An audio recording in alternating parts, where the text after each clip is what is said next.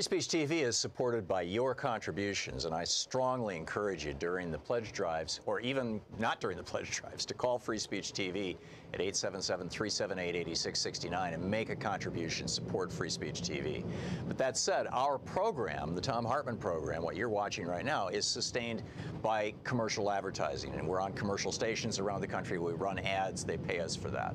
And one of the ways that you can support our program is by going to thomhartmann.com, our website, and clicking on the advertisements on that page for our sponsors and buying their products, supporting their products, or letting them know that you care about their products and that you support our show. That's thomhartmann.com, and click on the advertising there to support our program. We really appreciate it. We really appreciate your supporting Free Speech TV by your ongoing, calling and supporting the fundraising drives, and we also would really appreciate if you go to thomhartmann.com. Years ago, a lot of years ago, when Louise and I ran the Salem Children's Village, this community for abused kids in New Hampshire, my mentor, Gottfried Mueller, he's now passed away, but he ran the program in Germany that we were emulating. And I was talking with him one day because, a large part of my job at Salem was to raise money. Louise ran the program, worked with the kids and the parents and the courts and stuff and the staff. And I was, the administrator. I was in charge of, filing legal documents and raising money, running the corporate part of the little tiny business that it was. And I remember saying to Herr Mueller, it's so awkward to me to ask people for money. And he said, Thomas, he always called me Thomas. He's the only person in my life who's ever called me Thomas. He says, Thomas, you have it all wrong. And I'm like, what? And he said, you're not asking people for money. You are offering people an opportunity to get a blessing. People who send even $1 to help save the lives of children get a blessing. It's just, that's, every religion teaches this. Your philosophy teaches this. Your gut tells you this. That's what you're doing. And it completely changed my perspective. And I started actually feeling sorry for people who didn't contribute and thinking, wow, you missed a chance. With Free Speech TV, we're not, saving abused kids, but in a way we are. And in fact, in a way, we're doing a much larger work because it's for the whole country. And we're trying to reestablish a social safety system, a network in this country, from health care for all to free education for all, high quality free education for all, to rebuilding the infrastructure of our country, to rebuilding our hospitals, to changing in a positive, proactive way, the way that we're born, the way we live, and the way we retire, so that it's safer for the middle class. It's plenty safe right now for the billionaires. They got everything. But working people and retired people and people who are out of work who want to be working people. Ever since the election of Reagan, rug after rug has been pulled out from under these folks. And it's wrong. And we talk about that here on this network. We facilitate social change by activating voters and people who care. And we're proudly activists. And you can be part of that. You can get that blessing of knowing that you called 877-378-8669 and made a contribution to Free Speech TV, and that helped change the world for the better. That helped save the lives of some people who were really struggling at the very bottom of our economic ladder. That helped change the quality of the political dialogue in this country. That helped wake up 1 or 2 or 100 or 1,000 more people who had been believing the lies of Fox News and right-wing hate radio. So call now and make a contribution. This is a big deal. And we're not hitting our goals, and we need your help. 877-378-8669. It's time for all of us to say, yes, I want that, was the phrase that from the Declaration of Independence, I believe, the blessings of liberty. I want that conferred on all of us. And one of the most direct routes to that is to have an aggressive, progressive media. And that's us right here. And this is your chance to help.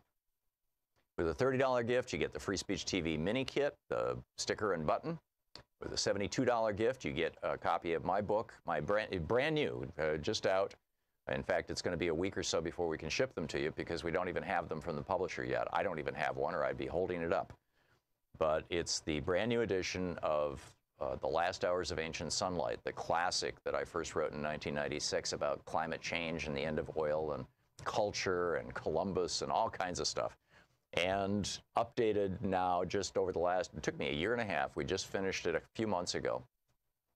And it's now published. And it's a real wake-up call, this book. And it's a great gift to give to somebody if you'd like. And it'll have a, you know, I'll have autographed it. With $120, you get the T-shirt kit. With $240, you get the hoodie kit. With $360, you get the Vote Our Future pack. With $480, you get all of the above, you know, my book and the T-shirt and the hoodie. And with $1,000, come to Portland and I'll take you to lunch. Those are the goodies. You know all about that. We've been talking about that for 2.5 weeks, 2 weeks. But the really important part is here is your chance to help save this country and our world. Want to connect with the show online? You can find the Thom Hartmann Program on Facebook, Twitter, and Instagram.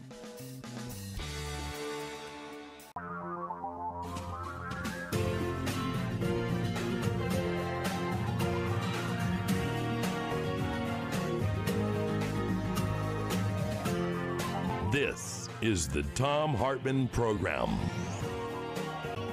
Greetings, my friends, patriots, lovers of democracy, truth, and justice, believers in peace, freedom, and the American way. Thom Hartmann here with you on this beautiful Tuesday here live from Portland, Oregon. I want to tell you what's really going on right now. And by that, I mean the story that is not being reported in the corporate media. In part because the corporate media stands to benefit from all this, and in fact, on an ongoing basis, is benefiting from all this. What's going on here is with regard to Brett Kavanaugh, with regard to the Supreme Court, with regard to Mitch McConnell holding Merrick Garland's seat open for a whole year, this is all part of a very large plan that has been going on for basically since 1980. It was really put together in 1971 by Lewis Powell, or at least that was the birth of it. And throughout the 70s, it was expanded, and then into the 80s, of course, Reagan came into power, and we actually saw this happening as, first of all, conservatives and libertarians, and this was I'm talking about the billionaire class. I'm not talking about the ones who the right-wing religious people or the gun people, which, you know, make the Republican coalition along with the Republicans who are only concerned about how much cash they have, basically. But there's an ideology, a theory at work here that once ruled the U.S. Supreme Court and the U.S. And that theory is that if the Constitution, in Article 1, Section 8, where it lists what are called the enumerated privileges or rights, or, you know, whatever it may, the things that government may do, that if whatever the government is trying to do is not listed in that list, then the government can't do it. This is, in other words, get ready. If Brett Kavanaugh is on the Supreme Court, it's not just Roe v. Wade that's at risk. If Brett Kavanaugh gets on the Supreme Court and there is a reliable, hardcore, right-wing, libertarian 5-4 majority, and there will be, then you can expect to see Social Security struck down. You can expect to see Medicare struck down. You can expect to see the minimum wage struck down. You can even expect to see child labor laws struck down. And if it sounds like I'm nuts and I'm exaggerating and how could that ever be and America wouldn't stand for it, step into the Wayback Machine with me for a moment. And let's go back to 1935. The United States was starting to recover from the Great Depression as the result of the programs that Franklin Roosevelt put into place. The National Recovery Administration was the biggest. It put millions of people back to work. This was his agency for industrial mobilization. The Agricultural Adjustment Administration, the AAA, you had the NRA, then the AAA, put farmers back on the map and gave them the right to declare bankruptcy and restart their lives and all kinds of good stuff. The Securities and Exchange Commission was regulating the stock market. The Rural Electrification Administration, the National Youth Administration. All of these had three-letter acronyms: SEC, REA, NYA, WPA, the Works Progress Administration, has sustained millions of Americans, including people like Jackson Pollock and John Cheever. The National Youth Administration gave college students like Arthur Miller the right to work their way through college. In 1935, Roosevelt introduced the Social Security Act. And in the spring of 1935, Owen Roberts, who was a recent Supreme Court appointee, he was put on the court by Herbert Hoover about 4 years earlier. And he was only 60 years old. He was the youngest man on the court at the time. Started voting with these other four hardcore right-wingers who everybody referred to as the four horsemen of the apocalypse. And now it was 5. And all of a sudden, the Supreme Court started striking these things down. They struck down the National Recovery Act. They struck down, which struck down the minimum wage laws, which struck down the right to unionize, which struck down the right to petition and sue, are not the exact right words, but to challenge your employer's practices, including safety practices. All of this was in the National Recovery Act. It was all struck down by the Supreme Court. They said, that's not in the enumerated powers part of the Constitution. Nowhere in the Constitution does it say National Recovery Act. Nowhere in the Constitution does it say Social Security. And they were fixing, by the way, to strike down Social Security in the 1937 court. They destroyed his plan for industrial recovery. 7 months later, they annihilated his farm program. This from the Smithsonian. Annihilated his farm program by determining that the Agricultural Adjustment Act was unconstitutional. In June of 36, 5-4 decision, they struck down the New York State law providing a minimum wage for children and women who worked. An upstate New York Republican newspaper, the Knickerbocker Press, said the law that would jail any laundryman for having an underfed horse, they still had horses in 1936, should jail him for having an underfed girl employee. But no, this right-wing Supreme Court said no, these are not the legitimate functions of government. This is instead socialism. And we have to stop socialism. And in the name of stopping socialism, the Supreme Court struck down all these programs back in the 1930s. And 4 of the 9 justices on the Supreme Court right now are on record in most of these situations as being opposed to modern-day socialism, which would include Obamacare, and it would include, the expansion of Medicaid, which Justice Roberts took down, along with his 4 buddies. It just goes on and on and on. So, and these guys refer to this stuff as socialism. So it makes perfect sense that they're trying to get Brett Kavanaugh on the court. He will join the other 4 as a reliable 5th vote to say, no, if it's not in the enumerated powers, provision of the Constitution, it's not legal. And thus Donald Trump goes before the United Nations this morning and reading a speech that was written in large part apparently by Stephen Miller, has this to say. Virtually everywhere socialism or communism has been tried, it has produced suffering, corruption, and decay. Socialism's thirst for power leads to expansion, incursion, and oppression. All nations of the world should resist socialism and the misery that it brings. And you know that socialism is the new tag that the Republicans are using to paint Democrats who want to strengthen Social Security, who want to continue to have Medicare. I'm telling you, Medicare is not in the Constitution. I mean, they struck down in 1935, or actually it was in 36, and this all changed, by the way, in 37, when one of the members, that group of five, one of him changed his vote and said, okay, I'm going to vote with the liberals on the court, or with they weren't even liberals back then, but I'm going to stop voting with the four horsemen. Because FDR threatened to change the court, to pack the court. So this is what we are looking at right now. And what, apparently nobody wants to be talking about. But go back and look at the Supreme Court decisions that were 5-4, where the four votes who lost were the four conservatives on the court.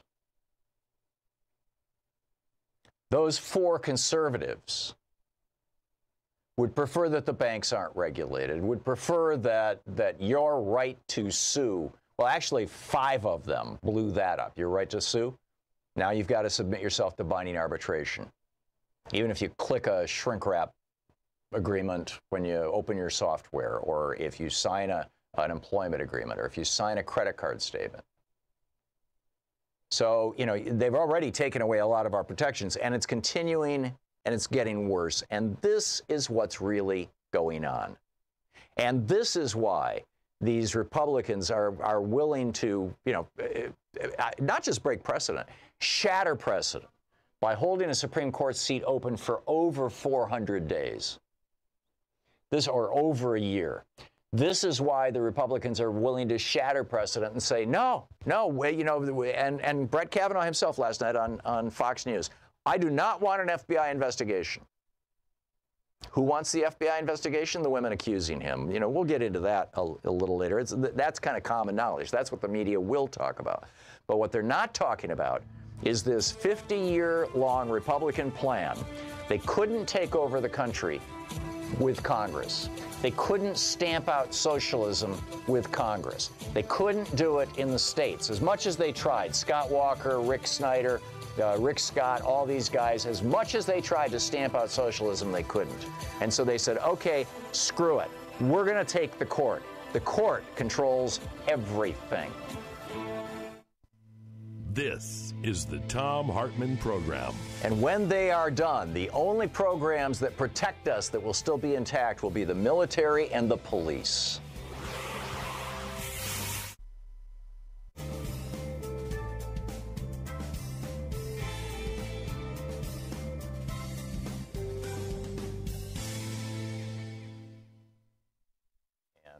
And welcome back.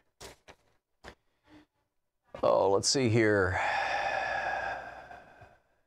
Jeff, watching Free Speech TV in North Hollywood, California. Hey, Jeff, what's on your mind today?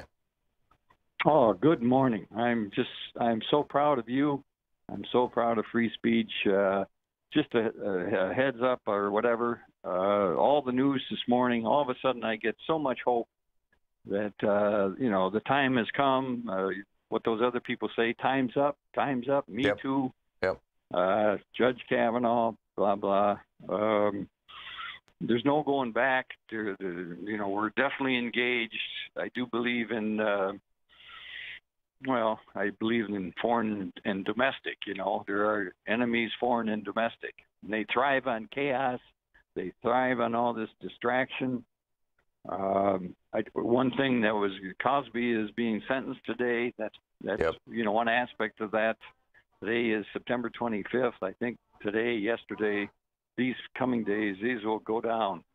It isn't hard to find all this good information. The people, I'm not even a computer guy, but the information is right there. Can't miss it. I encourage everybody to look. Yeah. Amen. That's all. Okay, Jeff, thank you. Good points. Jared in Downingtown, Pennsylvania. Hey, Jared, what's on your mind today? Just going over what you were talking about, the Supreme Court and the Lochner era Supreme Court. This was actually after Lochner. Lochner preceded this. Lochner was from, as I recall, from the 1890s into the 19-teens. I thought it was up until 1937. Yeah, well, I could be. Yeah, no, you're absolutely right. You're absolutely right. I'm sorry. Yes, this court was the tail end of the Lochner era. Yes.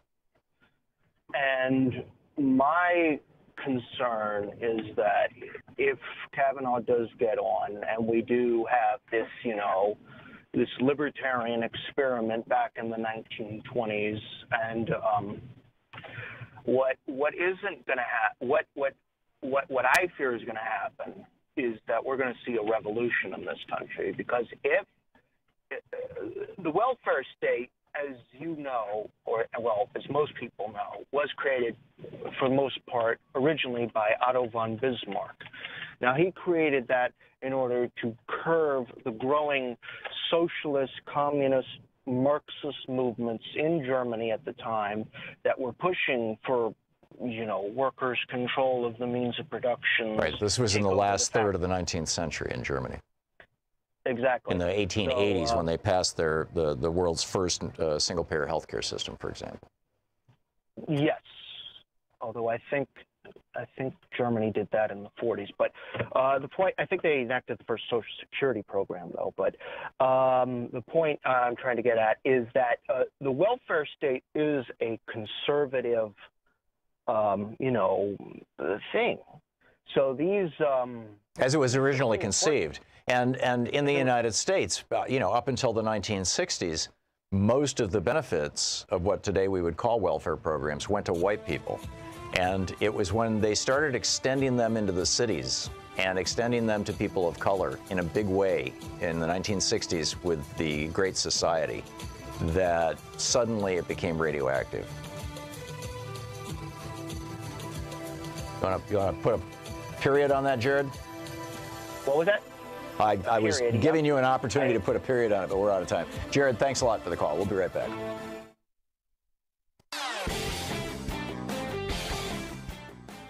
Free Speech TV is supported by your contributions, and I strongly encourage you during the pledge drives, or even not during the pledge drives, to call Free Speech TV at 877-378-8669 and make a contribution, support Free Speech TV. But that said, our program, the Thom Hartmann Program, what you're watching right now, is sustained by commercial advertising, and we're on commercial stations around the country. We run ads. They pay us for that. And one of the ways that you can support our program is by going to thomhartmann.com, our website, and clicking on the advertisements on that page for our sponsors and buying their products, supporting their products, or letting them know that you care about their products and that you support our show. That's thomhartmann.com, and click on the advertising there to support our program. We really appreciate it. We really appreciate your supporting Free Speech TV by your ongoing, calling and supporting the fundraising drives, and we also would really appreciate if you go to thomhartmann.com. Want to connect with the show online? You can find the Thom Hartmann Program on Facebook, Twitter, and Instagram.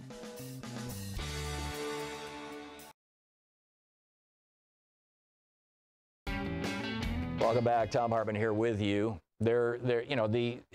When you look at everything that's going on, and you say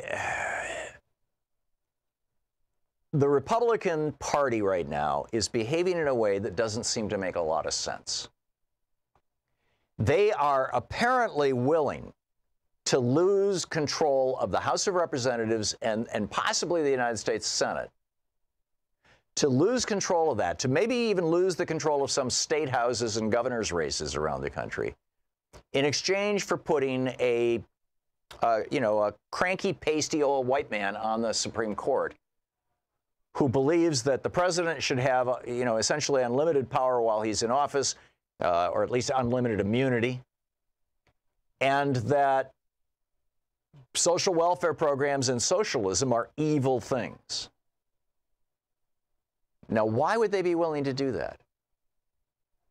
Why are these members of Congress willing to give up their own power in order to turn our government over to a group of people on the, actually, in order to turn our government over to the Democrats? Why would they be willing to do that? Because they figured out back in 1954, when we had the Brown versus Board of Education, Earl Warren was the Chief Justice of the United States Supreme Court, and all over this country, but particularly in the South, were these, because this was, school integration, right? Particularly in the South, but all over the country, the John Birch Society was putting up big billboards that said, "Impeach Earl Warren." I remember driving by them when I was a little kid in Michigan. That was in 1954. Conservatives were enraged that the Supreme Court, which had turned, I won't say liberal, but it had stopped being right-wing, hardcore fundamentalist in 1937. And even with Earl Warren, who had been put on the court by Dwight Eisenhower, a Republican. Earl Warren was a moderate Republican. He was an Eisenhower Republican. And he said, this Plessy versus Ferguson decision in 1898, where the Supreme Court looked at a law in Massachusetts that said that if facilities for white people and people of color were equal, then they could be separate, because the law, the 14th Amendment, called for equality, but it did not call for mixing of the races. This was the law in Massachusetts, right? The U.S. Supreme Court looked to that law in 1898 and said, well, if it's good enough for Massachusetts, it's good enough for the country. Separate but equal is the, and boom, you had legal segregation. And in 1954, the United States Supreme Court under Earl Warren looked at that Supreme Court decision and said, we're going to overturn Plessy. And they did. And that was the first moment in the 1950s when the Russell Kirk conservatives figured out that they were going to continue to try and get what they wanted and get where they wanted, the old-fashioned traditional political way of controlling the Senate, the House, and the White House. But they did that several times since then, and it never got them what they wanted. It never got the destruction of socialism and the destruction of the Democratic Party. So, after Roe v. Wade in 1973, based on Lewis Powell's memo 2 years earlier, the right said, okay, what do we have to do? We have to pack the Supreme Court. And thus, first we got Scalia, then we got Thomas, then we got Roberts. I mean, you go through the list, right? And so now their Hail Mary strategy, they have not been able to destroy Social Security. They have tried so hard so many times. They have not been able to destroy Medicare. They have tried so hard so many times. But the Supreme Court can do it for them, and will, with Brett Kavanaugh. And, we can talk about, how the impact of this on women and minorities, and those are important conversations to have. But they should be within the larger umbrella of the overall impact of a Supreme Court flipping back to the Lochner era and ruling against all of these programs. You're listening to the Thom Hartmann Program. Call 202-808-9925. Ruling against the programs that help women and help minorities, but also the programs that help pretty much everybody, including white people. We'll be back.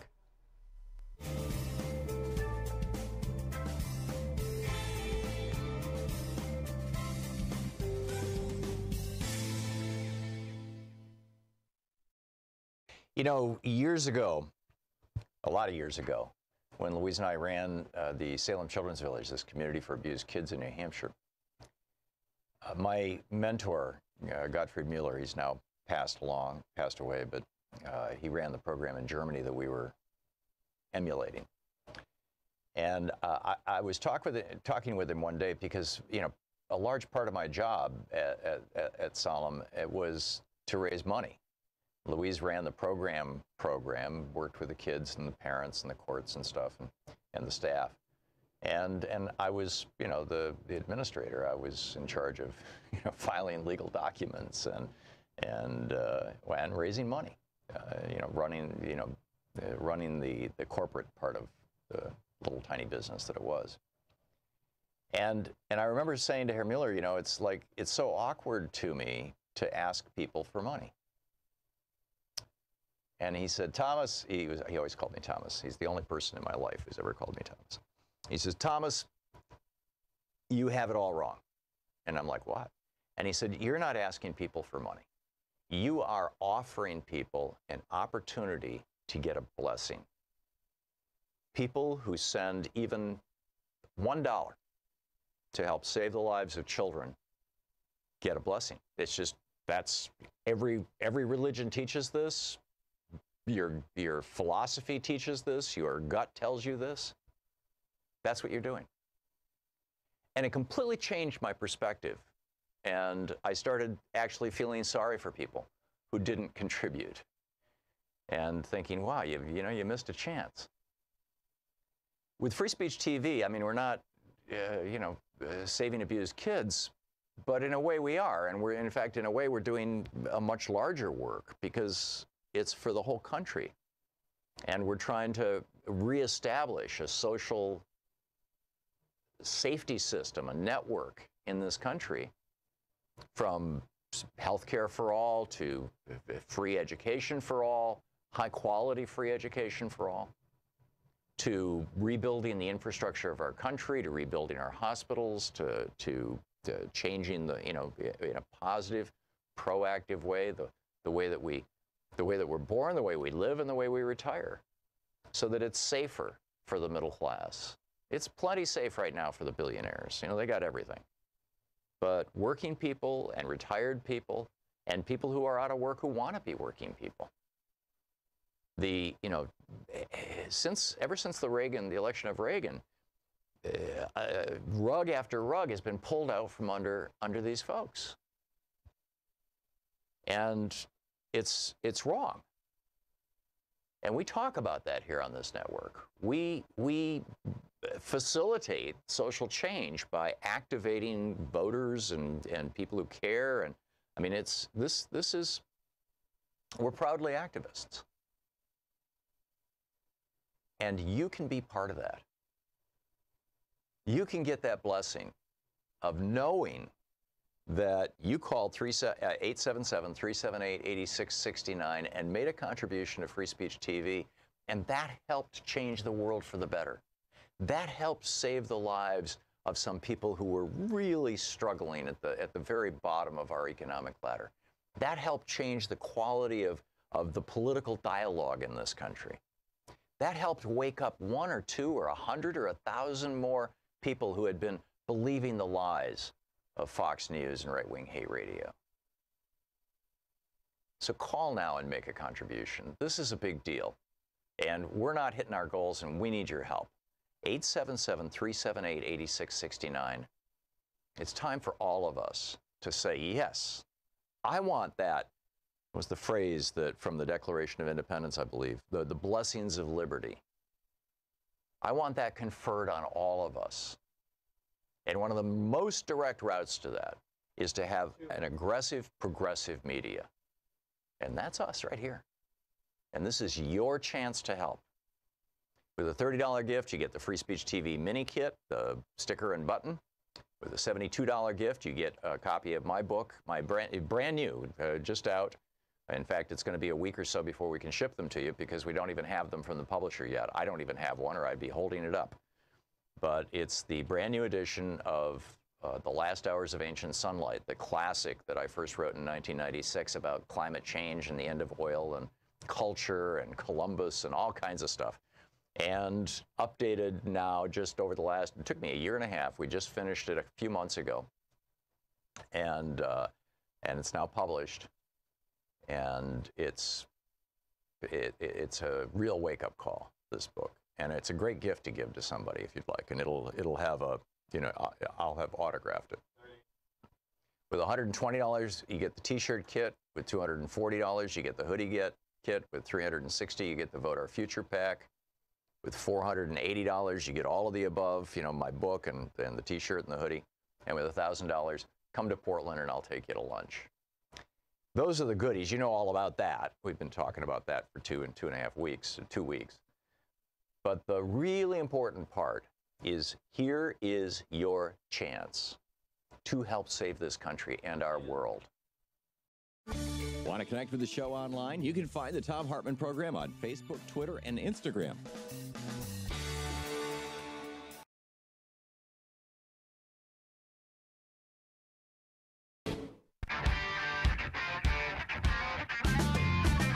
Welcome back. Thom Hartmann here with you. And, you know, at the very end of the last break, I said something about white people. And where I was going with that thought, and there really wasn't enough time at the end of the break to lay it out. When Bill Clinton ended, quote, welfare as we know it, when Ronald Reagan was talking about welfare queens, when George Herbert Walker Bush trashed welfare from the Oval Office, they were all talking about programs that benefit minorities. At least that's how that language was understood by white people in the United States at the time. Oh, Lyndon Johnson and the Great Society gave too many goodies to the, quote, lazy black people. This was the meme that had been picked up and was being used by Reagan and by Bush, and that was assumed to be the meaning when Clinton went along with Newt Gingrich and said, yeah, let's destroy a lot of welfare programs and put a 5-year time limit on everything and end welfare as we know it. And, you know, most white people in America were like, okay, that's cool with me, even though a lot, you know, the majority of white welfare recipients in the United States are white people. But, you know, they're poor, they don't vote, etc. Well, wait until the white middle class discovers that when Brett Kavanaugh and John Roberts and Sam Alito and Clarence Thomas are talking about welfare, they're talking about programs that the white middle class uses, like Social Security, like Medicare, like unemployment insurance, like insurance for your savings, FDIC. All of these kinds of programs, as the Supreme Court starts knocking them down, just watch. There's going to be such a blowback. And frankly, I wonder if that's why the Republicans don't care if they lose Congress. Hey, put the Democrats in charge and let the economy crash and let the blowback and the revolution happen, and everybody's going to blame the Democrats. These guys play a long game. Stephen in Albuquerque, listening on KABQ. Hey, Stephen, what's up? Hey, how are you doing? Good. I just wanted to ask you if you'd had a chance to see any of the, I hesitate to say, the president's address to the UN yesterday. Yeah, I saw it this morning. Oh, no, it was this morning. And Okay. in fact, we played a clip from it where he warned the world of socialism. Socialism. Yeah. I'm sorry, I was working last night, and I didn't get a chance to see it until I got up about an hour ago. No, that's when it happened, was about an hour ago. It took less than a minute for the audience to laugh at it. That was when he said that my administration has done more than any previous administration, quack, quack, quack. And yeah, you're absolutely right, Stephen. And thank you for the call. Yeah. And then he spent the rest of the time talking about socialism. Yeah, well, some of the time. This was the setup to his, we're going to take down Venezuela, essentially. But yeah, spot on. Maine in Chicago, listen to WCPT. Hey, Maine, what's up? Yeah, how you doing? I want to say that, you know, to me, socialism is what we should be calling democracy. Now, to me, what the capitalists are doing is projecting socialism on us, because this is what they're actually doing in that capitalistic way. Like we want to democratize capitalism. Capitalism wants to privatize democracy so that we pay for our democracy. So they Absolutely. have a socialistic system too. Yeah, and I guarantee you the Supreme Court, this John Roberts Supreme Court, will not be striking down those parts of laws which actually work as socialism for corporations. For example, with Obamacare, they struck down the part of the Obamacare law that had the government extending Medicaid benefits to people, right? They struck that down. Right. The requirement that states expand their Medicaid program. But the part of Obamacare that said that you have to pay to a private for-profit insurance company to get your health insurance. That part they left intact. That was fine with them because that's helping their corporate buddies. This is you know, at least the court in the 1930s and the 20s, the Lochner era court, had some ideological consistency. I guess these guys are ideologically consistent too. If it's good for the billionaires, call it socialism or whatever else, if it's good for the billionaires, if it's good for the corporate class, they will support it. They will uphold it, like they did with, you know, doing away with your right to sue your employer, for example, in court, or sue the vendor who sold you a defective piece of software or hardware or whatever it may be. They will protect the corporations and they will screw the consumers. Correct, and this is why I say they projecting. They want to call us socialism, but what we're doing is democracy. This is supposed to be a democracy too. So we're being democratic in our ways of democracy, where they're being socialistic in their ways of capitalism. Yeah, you're absolutely right. I would, you know, just for the purposes of rhetorical purity, I would slice it just a slightly bit different. I wouldn't say that socialism is democracy. I would say that socialism is a largely economic system, you know, with a political overlay that supports democracy. That you can't have a democracy in a society where people aren't educated. And we in the United States use socialism to educate our children. It's called public schools. Now, Betsy DeVos is trying to do away with that. And, you know, should be free, right? They want to they want to privatize. That's exactly our right. Democracy, right? Those things that should be democracy. You know, they want to claim to be socialistic, and then they want to capitalize on them by making money on them by saying, well, we'll privatize it. Yep, absolutely.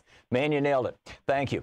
Let's see here. John in Los Angeles. Let's see on KPFK. Hey, John, what's up?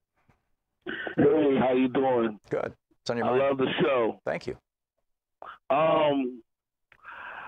My thing is, they're willing to do this strategy right here because never mind losing the House or the Senate, if they got 2/3 of the government already in their pocket, the judges and the executive branch.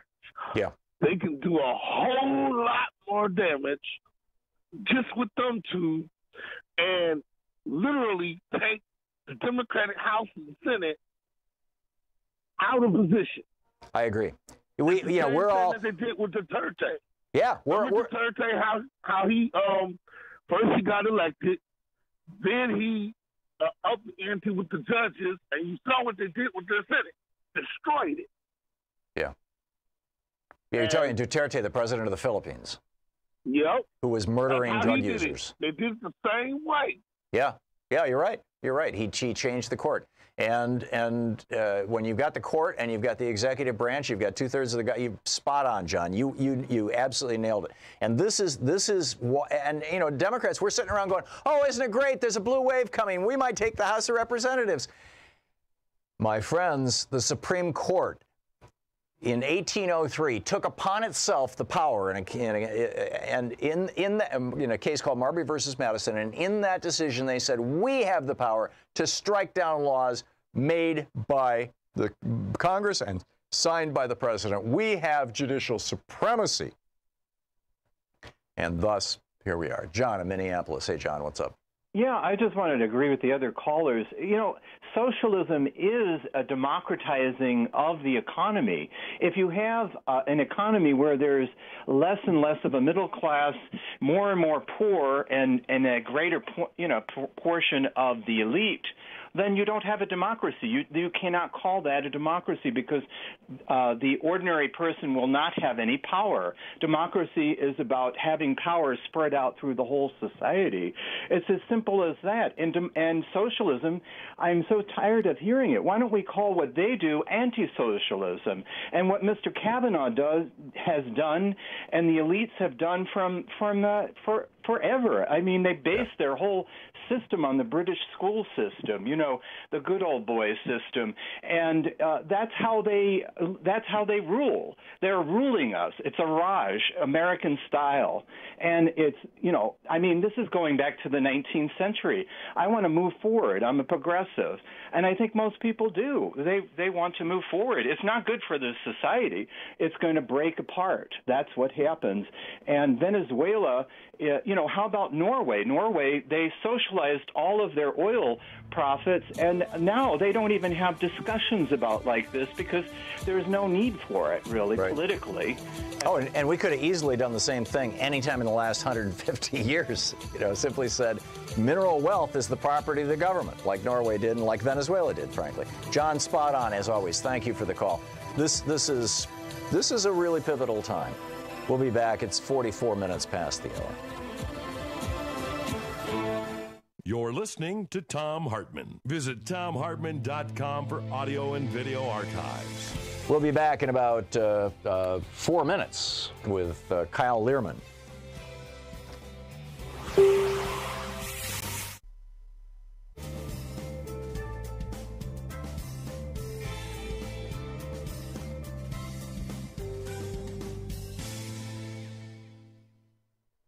And welcome back. Bob in Tahlequah, Oklahoma. Hey, Bob, what's up? Hey, Tom. Good work. Keep it up. Thank you. Try not to get discouraged. Yes, indeed. It's easy to get discouraged in this day and age. And, hey, socialism and all this. Can I bring the rubber? Bob, can you take us off the speakerphone, please? Let me do that. This better? Yeah, thank you. Okay. But let me just talk for a second, and then I'll get off of here. Socialism, democracy, fascism. The programs we have, programs such as sports in school, programs around public school systems in small towns, that's how, where I grew up. In the small town I live in, which is down here in northeastern Oklahoma. What John was saying is always spot on there. Anyway, but this perception that's been created that is so bigoted and racist, it's kind of undermined the whole small town atmosphere, or take it to the city, the neighborhood atmosphere. It's just undermining. And when we talk about socialism, we're really talking about people getting along with each other and cooperating with each other. Yeah, our socialist, well said, Bob. Our socialist schools, right? We have, Donald Trump this morning before the United Nations said we have to fight socialism.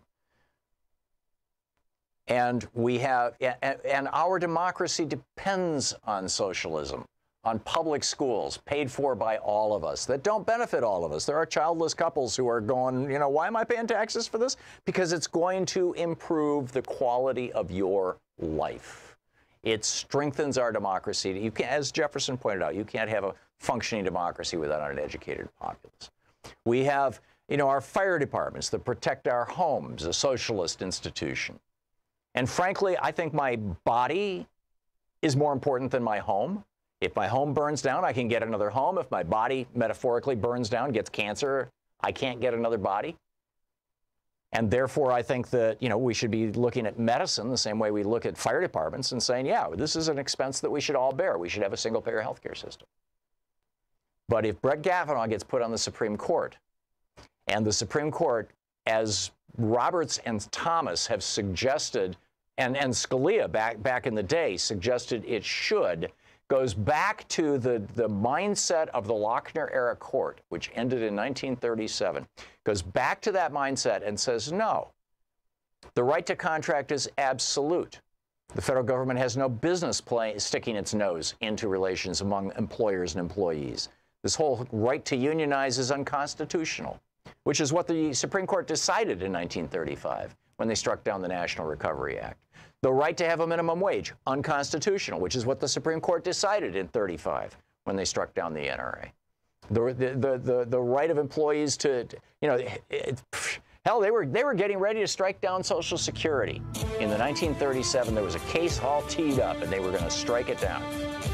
Until FDR said, okay, that's it, we're going to pack the court. And one of them said, you know, I'm going to change my vote.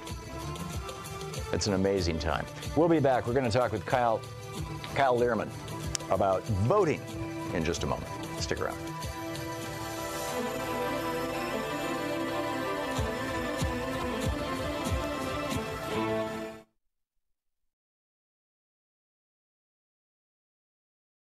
Free Speech TV is supported by your contributions, and I strongly encourage you during the pledge drives, or even not during the pledge drives, to call Free Speech TV at 877-378-8669 and make a contribution, support Free Speech TV.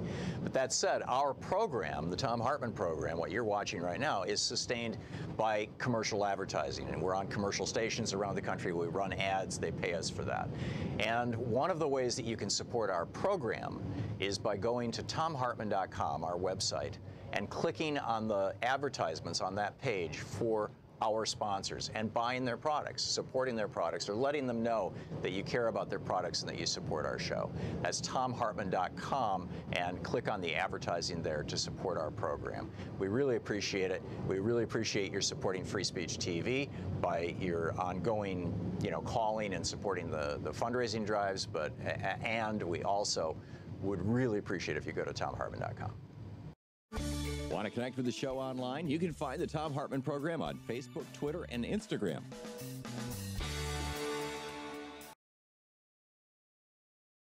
Thom Hartmann here with you, and on the line with us is Kyle Learman. Am I saying that right, Carl? Kyle?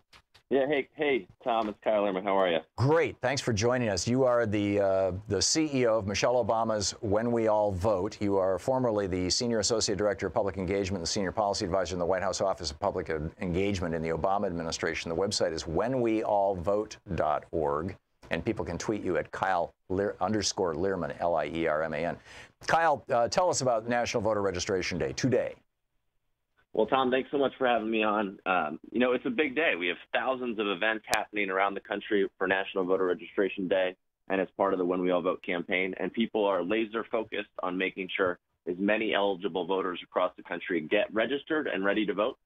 Folks can go to whenweallvote.org, as you said, but we also try to make it as easy as possible, folks, so they can also text We All Vote to 97779 to start the process as well. That's great.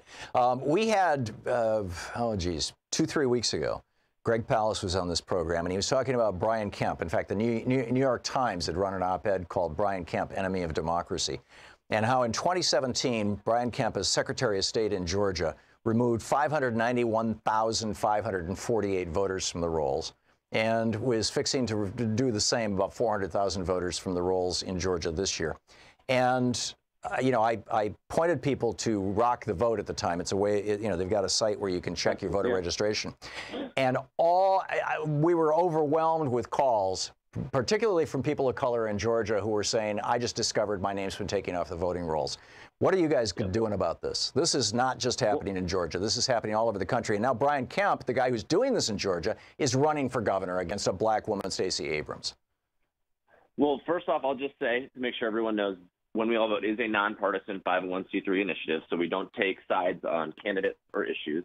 But I think I don't think this has to do with sides. No, exactly. Well, that was what I was going to say. I just wanted to make sure I put that out there. Mrs. Obama talked on Sunday night when she was at a rally in Las Vegas about how there's folks, unfortunately, across the country, both making it harder for folks to register, kicking folks off the rolls, and even making it harder for people to volunteer to help out others get registered. So our message is really simple to every single American. Check your registration. So don't just assume you are registered. Go back online. There's no harm in going through the process again. One, to make sure that no one sort of pulled any shenanigans and getting you off the rolls, but also you might have changed your address recently. You might have moved. You might have not, so there's no harm in double checking, making sure you're on there. Fill out that form again, put it in. That's the easiest way to know that you are registered and going to be able to vote this fall.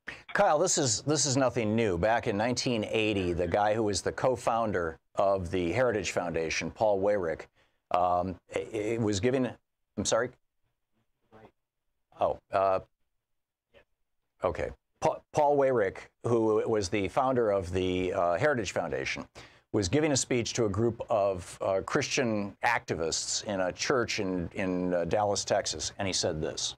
Now, many of our Christians have what I call the goo-goo syndrome, good government. They want everybody to vote. I don't want everybody to vote. Elections are not won by a majority of people. They never have been from the beginning of our country, and they are not now. As a matter of fact, our leverage in the elections, quite candidly, goes up as the voting populace goes down. The Washington Post today on their front page laid out, or at least the electronic front page, laid out how in state after state after state, Republicans are throwing up obstacles to voting. Now, you say this is not we talked about partisanship. This used to be the Democratic Party's thing prior to the Johnson administration, to the Kennedy administration, really, in the South. Preventing black people from voting by and large. But now it's the Republican Party's thing. And in some areas, they're closing voter, polling places in the blackest county in Georgia, where the highest proportion of African-American voters. They tried to shut down many of the voting places. There was a minor uproar that stopped that, but it's still happening all across the country. What can we do about this? Well, so first off, it's obviously incredibly inappropriate and unfortunate for anyone to try and block folks from registering and voting. And, as I was saying, I think the most important thing we can do as citizens is make sure we are registered, but don't stop there. We have to make sure that everyone else is registered. We have to make sure, no matter what barriers are unfortunately put up, that we are pushing through quality and strong organizing in our communities across the country and through getting the word out. Spreading the word on days like today, National Voter Registration. And then we will elect leaders who care about voting and who care about the issues that affect us all. And, we want to make sure that we are doing everything we can to depoliticize this issue. I've been across the country for a week of action this week, talked to folks on both sides of the aisle and of good faith who want to make sure that folks have access to registration and voting. And it's unfortunate that some folks have tried to politicize this issue. We know that Clarence Thomas, from his vote in Bush v. Gore, is of the opinion that there is no constitutional right to vote for President of the United States in the Constitution. I mean, that's virtually a verbatim quote from Bush v. Gore. The phrase right to vote appears, I believe, 3 times in the Constitution, but the Supreme Court has never looked at the Constitution and said, gee, there's a right to vote in the Constitution, which is why all this is still going on. Do we need to amend the Constitution to get around a recalcitrant Supreme Court? I'm expecting to see more things like the evisceration of the Voting Rights Act that happened, 2 years ago, maybe 3 years, whenever it was, in Shelby County. I'm expecting to see that just go on steroids once they get their 5th vote on the court. What do we do? So, yeah, it's you probably know more about this than I do, but I think we've got to elect leaders who are, thinking about this as an issue and making voting access easier. There are some really great ballot measures across the country to increase access to voting and voter registration. And so it's about people getting active. But I also think, Tom, it's about, changing the culture in this country around voting. There are significant barriers, but in many instances, people just decide, they make a choice not to vote. 1/5 of Americans in this country are not registered. The most common reason when people tell me that they're not registered to vote, I ask them why. And the most common reason I get is because that puts me in the pool for jury duty. We need to, I've heard it too. We need to unentangle those two things, and we need to do it immediately. Kyle, we're out of time, but Kyle Learman, the CEO of Michelle Obama's When We All Vote, the website, whenweallvote.org, and you can tweet them at when we all vote and at Kyle_Learman. Kyle, thanks. Thanks, Tom. Good talking with you. We'll be back. You're listening to Thom Hartmann.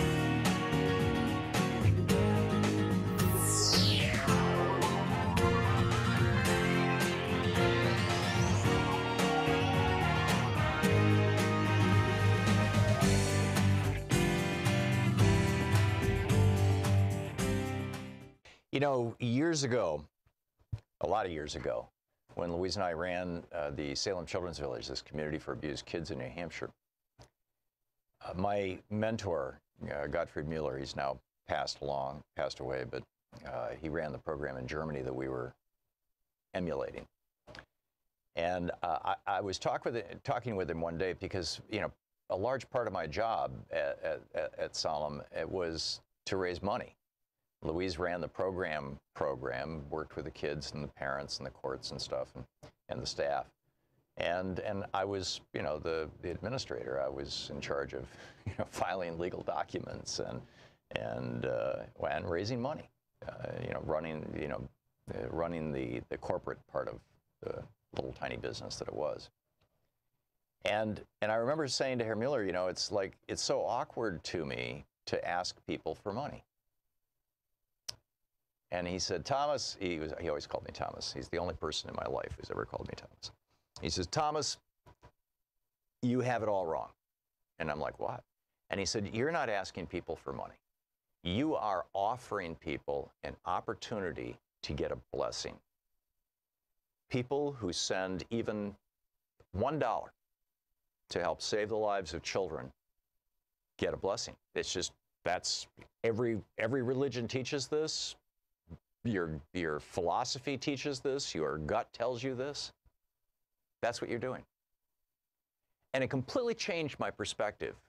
And I started actually feeling sorry for people who didn't contribute and thinking, wow, you know, you missed a chance. With Free Speech TV, I mean, we're not, you know, saving abused kids, but in a way we are. And we're, in fact, in a way, we're doing a much larger work because it's for the whole country. And we're trying to reestablish a social safety system, a network in this country, from healthcare for all to free education for all, high quality free education for all, to rebuilding the infrastructure of our country, to rebuilding our hospitals, to changing the, you know, in a positive, proactive way, the way that we're born, the way we live, and the way we retire, so that it's safer for the middle class. It's plenty safe right now for the billionaires. You know, they got everything. But working people and retired people and people who are out of work who want to be working people. You know, ever since the election of Reagan, rug after rug has been pulled out from under these folks. And it's wrong. And we talk about that here on this network. We facilitate social change by activating voters and people who care. And I mean, we're proudly activists. And you can be part of that. You can get that blessing of knowing that you called 877-378-8669 and made a contribution to Free Speech TV, and that helped change the world for the better. That helped save the lives of some people who were really struggling at the very bottom of our economic ladder. That helped change the quality of the political dialogue in this country. That helped wake up 1 or 2 or 100 or 1,000 more people who had been believing the lies of Fox News and right-wing hate radio. So call now and make a contribution. This is a big deal. And we're not hitting our goals, and we need your help. 877-378-8669. It's time for all of us to say, yes, I want that, was the phrase that from the Declaration of Independence, I believe, the blessings of liberty. I want that conferred on all of us. And one of the most direct routes to that is to have an aggressive, progressive media. And that's us right here. And this is your chance to help. With a $30 gift, you get the Free Speech TV mini kit, the sticker and button.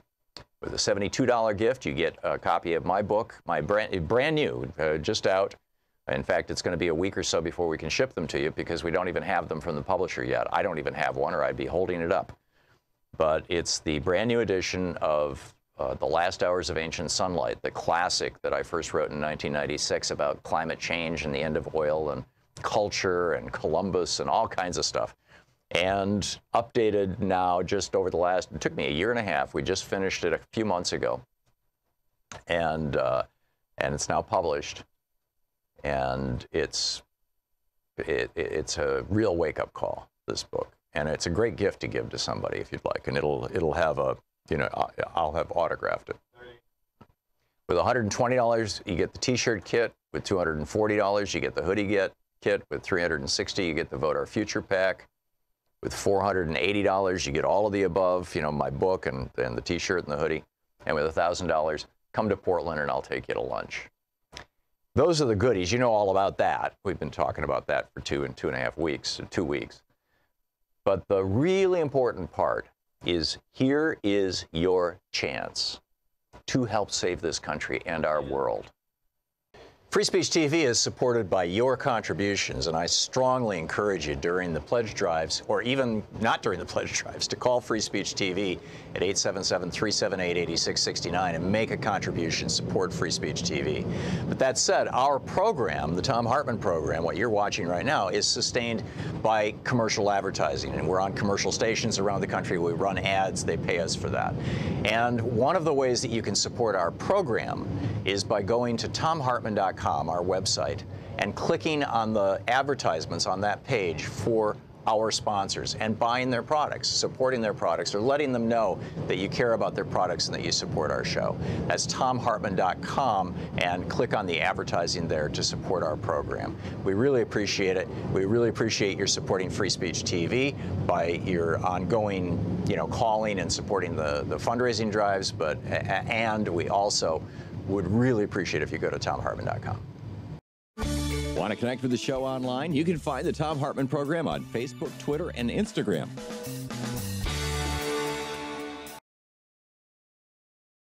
By the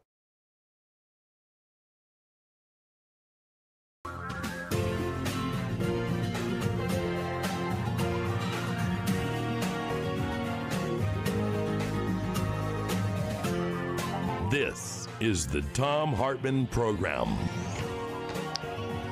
Welcome back to the second hour of our show. Thom Hartmann here with you. In the first hour, we went through in great detail what the Supreme Court did to the Roosevelt administration in the 1930s when they were hell-bent on stopping socialism.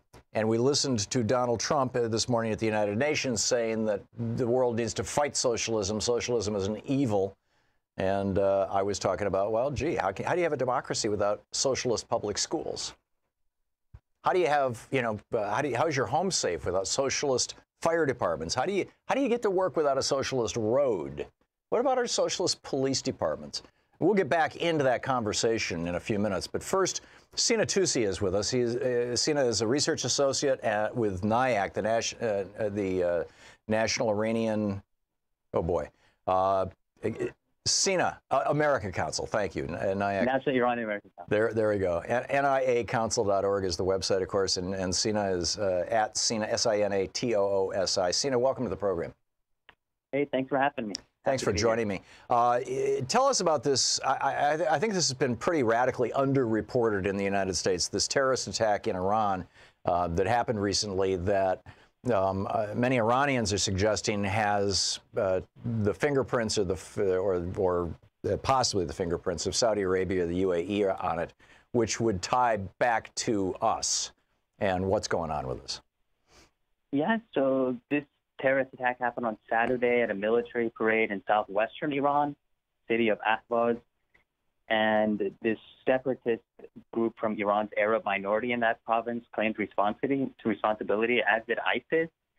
But the thing is, Iran's leaders have been accusing its regional rivals like Saudi Arabia and the United Arab Emirates of sponsoring this attack and trying to really provoke Iran to react and escalate regional tensions. Mm-hmm.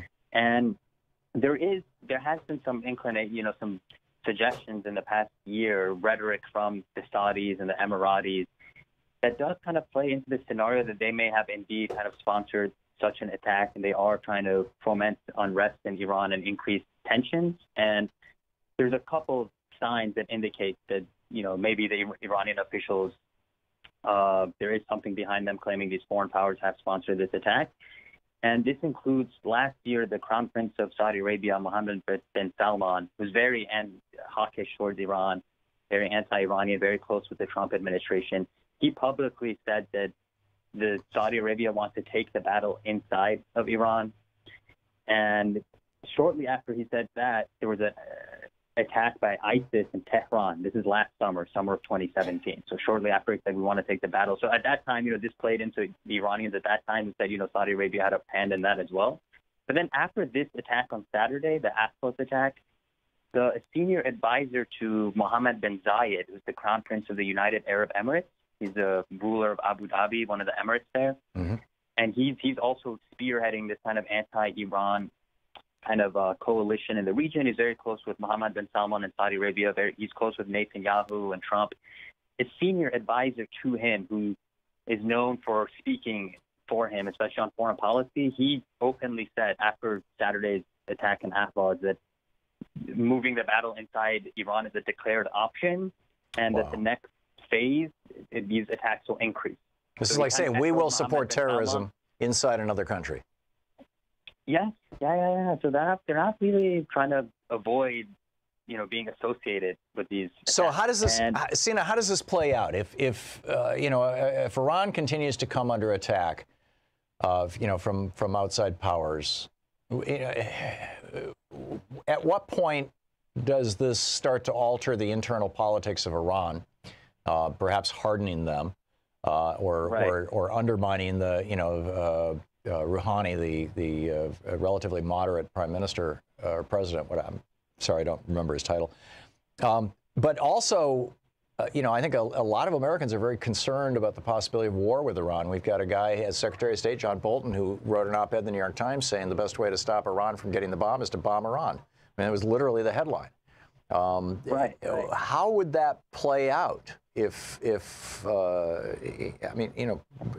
are the logical endpoints for this? Right. So Bolton, he also wrote a memo before he became National Security Advisor that was released, published in the National Review last August 2017. Yeah, excuse me, I called him Secretary of State. He was National Security Advisor. Pardon me. Thank you. Thank you for that. Yeah, National Security Advisor. And he openly in this memo, as part of his suggestions for Trump's Iran policy and the alternative he had for Trump leaving the deal. This is from August 2017, this memo. He openly called for providing U.S. assistance to Iranian separatist groups, including these minority Iranian Arabs in Iran's southwestern province. And, now we have this group that claimed this attack on Saturday. So Bolton has kind of played into this and played into these Iranian paranoias that, the U.S., these outside powers are sponsoring these attacks. But the thing with these Gulf states like the UAE and Saudi Arabia, we know that for the past over a decade, they've been pushing the U.S. to go to war against Iran for them, basically.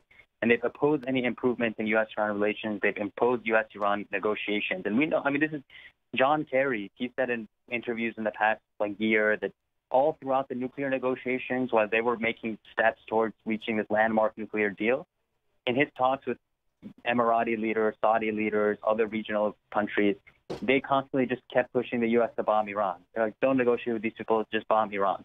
We know even from people like former Secretary of Defense Robert Gates, Republican, was in the Bush administration, then the Obama administration. He said as far back as 2007 in his meetings with the Saudi king, they would just ask the U.S. to bomb Iran.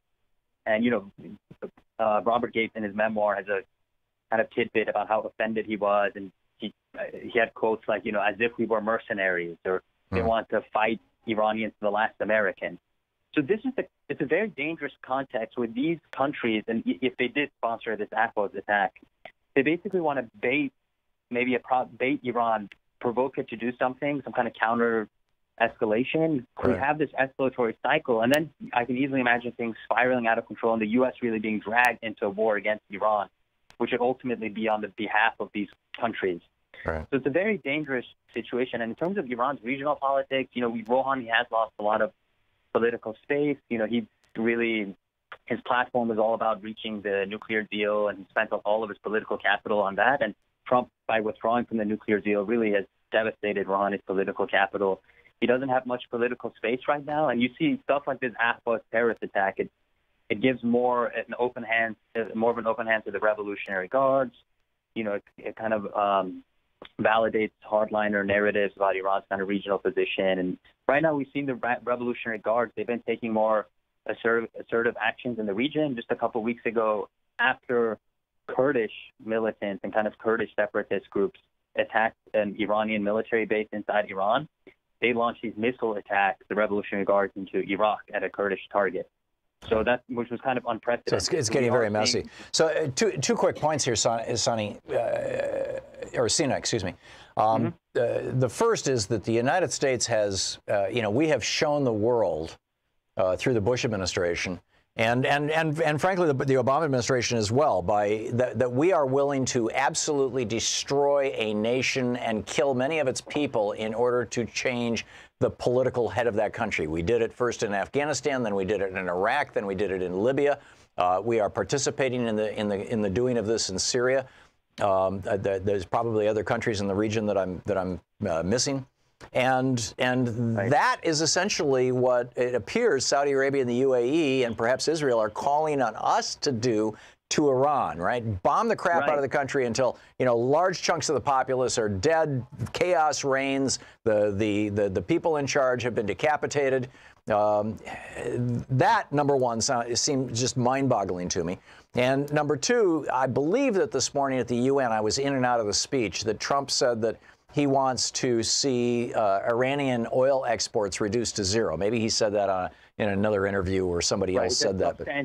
Substantially reduced, which was kind of backing down from the previous aim to reduce it to zero. So what does Iran do when the lifeblood of their economy, their oil sales, are reduced?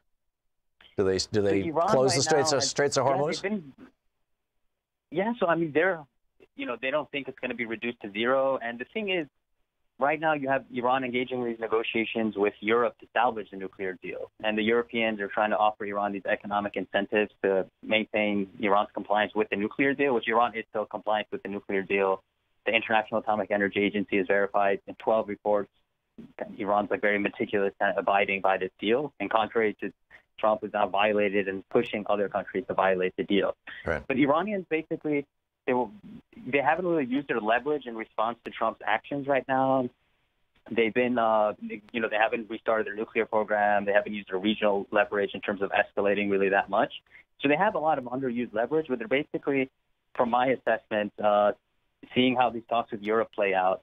November 5th is a key date where America's unilateral oil sanctions and financial sanctions, the really hard-hitting sanctions, are going to come back.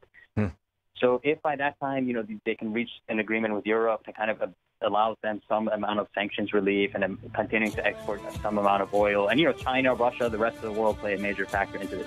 But if things start going south and Iran is not getting much and the U.S. is imposing newer sanctions, Iran can restart its nuclear program. And they have a lot of influence in these various regional states, and they can be a spoiler power. They could raise the cost in the region. Sina, we're out of time. Sina Tusi, a research associate with NIAC, NIACouncil.org. Thank you, Sina. Thank you. This is the Thom Hartmann Program. We'll be back with more of the news of the day, your calls, and my thoughts on all the above. What is really going on with the Supreme Court right after this?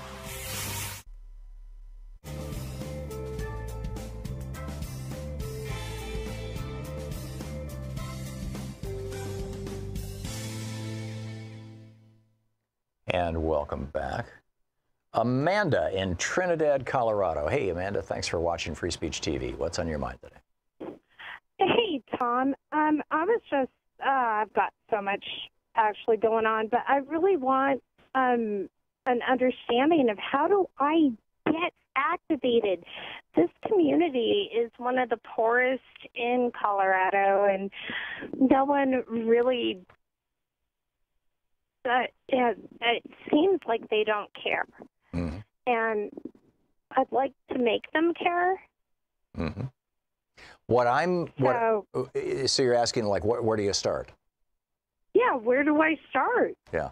What I'm seeing out there is that when somebody steps up and says, here, we're doing something, and it's visible, that suddenly lots and lots of people will join them. There's not a lot of starters out there. There are a lot of followers. There are a lot of people who are willing to join, but they may not have the time or the inclination or the personality or whatever to be the person who's like the front person, the one who steps out.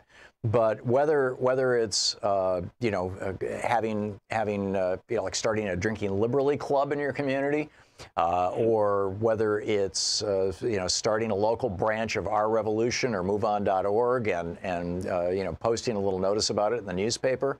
I don't know if I'm guessing probably the local talk radio is all right wing and may not be the best place to be talking about this, but our local talk radio is actually they're a little more liberal than you would think. Well, that's good. In Trinidad. So, use that also. I mean, to get your voice out there. If you're willing to be the face of the local movement, of the local organization, then I would say, figure out if there's an organization you want to align yourself with, or you want to create your own. Ask yourself what the issues are that animate you. I mean, do you hook up with the kids from Parkland and become part of the the gun control movement, or do you hook up, it's just all these different organizations out there and groups and people who are doing things. Is that at all helpful, Amanda? Yeah. Okay. So probably I should go to my newspaper and the radio. Well, I would decide what you're going to do first. Well, I already kind of know what I'm going to do first. Okay. I want this community to stop being depressed. We have it is a very small community, but there is at least 167 homeless people. Wow. Yeah. I mean, I know the angle I'm going for, but I want to find. I was curious about where do I start, because there's young kids who they live off of the streets. Yeah. People come here to live off the street. Oh, that's unfortunate. It's just. It's got to be particularly difficult in the winter. Yeah. Amanda, we're out of time, but I wish you the very best, and check back in with us in a month or three and let us know how it's going, okay? Right. Okay. Thank you very much, Amanda. Great talking with you, and thanks for watching us on Free Speech TV. Wow. People like Amanda are the ones who are going to save our country. We'll be right back.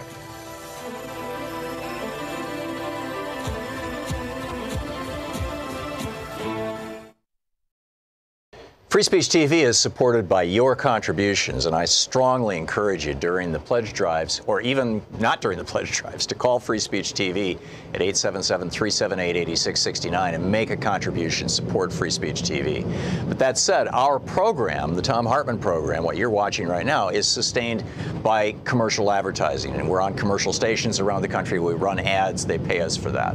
And one of the ways that you can support our program is by going to thomhartmann.com, our website, and clicking on the advertisements on that page for our sponsors and buying their products, supporting their products, or letting them know that you care about their products and that you support our show.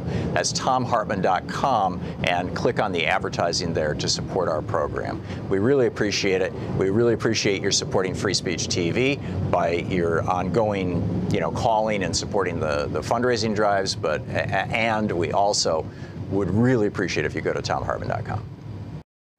Want to connect with the show online? You can find the Thom Hartmann Program on Facebook, Twitter, and Instagram.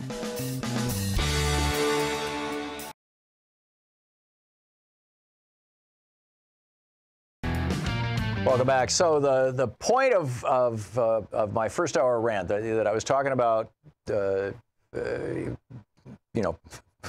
most of the first hour of this today, is that the Republicans have been following this plan since 1971 that Lewis Powell laid out for them, giving the wealthy the ability to overwhelm elections in favor of the wealthy was one of Lewis Powell's major contributions in 1976 after Richard Nixon put him on the Supreme Court in the Buckley versus Vallejo decision that said that spending money on political campaigns was free speech protected by the First Amendment.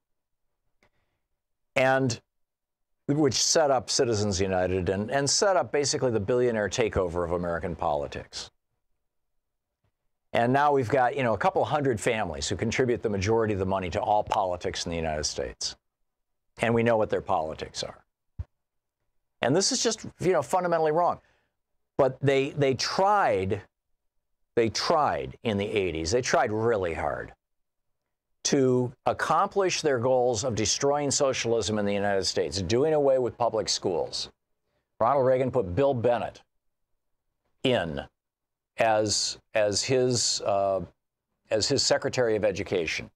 This Bill Bennett, the guy who said this. But I do know that it's true that if you wanted to reduce crime, you could, if that were your sole purpose, you could abort every black baby in this country and your crime rate would go down. That would be an impossible, ridiculous, and morally reprehensible thing to do.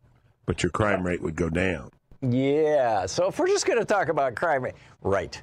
Bill Bennett worked as hard as he could to destroy public schools. He was not successful, but he set the stage for, number one, an explosion in college tuition rates, a reduction in government involvement in it. When Reagan came into office, when Bill Bennett was put on in as education secretary, 80% of the cost of college was paid for by state, local, and federal governments and the college itself. And 20% of the cost of going to college was paid for by students with tuition. Today, 40 years later, as a result of Reagan's policies that are now being extended into our public schools by Betsy DeVos, 80% of the cost of going to college is paid for by the students with tuition, and only 20% of the cost of going to college is paid for by the government. They are destroying the socialism that makes college affordable. And now they want to destroy the socialism that makes high school affordable. Nate, I want to play that Trump clip again from the UN this morning in just a second. This is, and they were trying to do this legislatively. They were trying to do this by getting control of the House, the Senate, and the White House, which they did several times, and they never were able to pull it off. They were never able to completely reverse, basically, the entire New Deal and Great Society. Here's Donald Trump this morning setting the stage for us. Virtually everywhere socialism or communism has been tried, it has produced suffering, corruption, and decay. Socialism's thirst for power leads to expansion, incursion, and oppression. All nations of the world should resist socialism and the misery that it brings. This is the real agenda of this. This is why the Republican Party is willing to lose the Senate and the House in order to get Brett Kavanaugh on the Supreme Court. They have been trying to get another Scalia, another Thomas, now they've got Alito and Roberts. They've been trying to get a fifth vote on that court who was a reliable right-winger ever since Reagan, who, as I recall, appointed Kennedy, and he wasn't that reliable vote. Right? Souter, not that reliable vote. George Herbert Walker Bush put him on the court. Big disappointment. They kept putting people on that they thought were right-wingers. Well, now they've got the Federalist Society doing their homework for them. And they've got somebody who's willing to go on, who wants to go on the court and would be enthusiastic about ending Social Security, Medicare, unemployment insurance. These were all things the court went after back in the 30s. They're going to do it again. You're listening to the Thom Hartmann Program. Call 202-808-9925. In fact, I would argue that they're going to go after public schools and long-term unemployment benefits, all this stuff.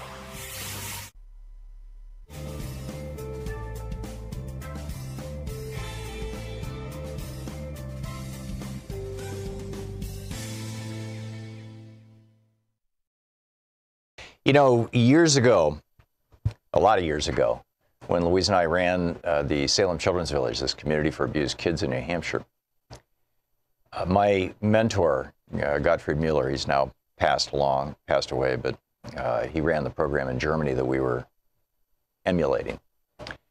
And I was talking with him one day because, you know, a large part of my job at Salem, it was to raise money.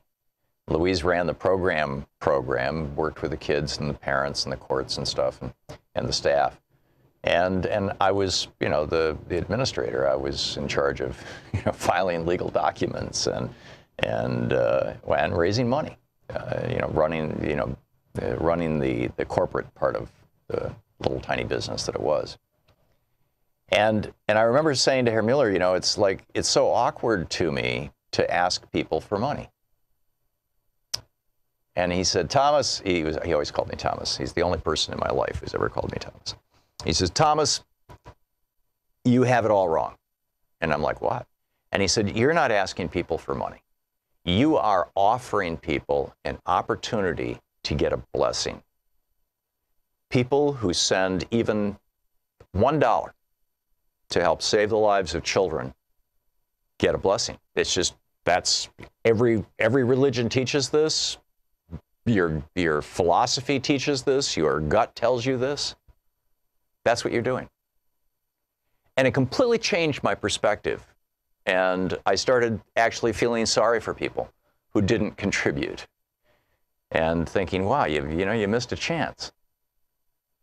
With Free Speech TV, I mean, we're not, saving abused kids, but in a way we are. And in fact, in a way, we're doing a much larger work because it's for the whole country.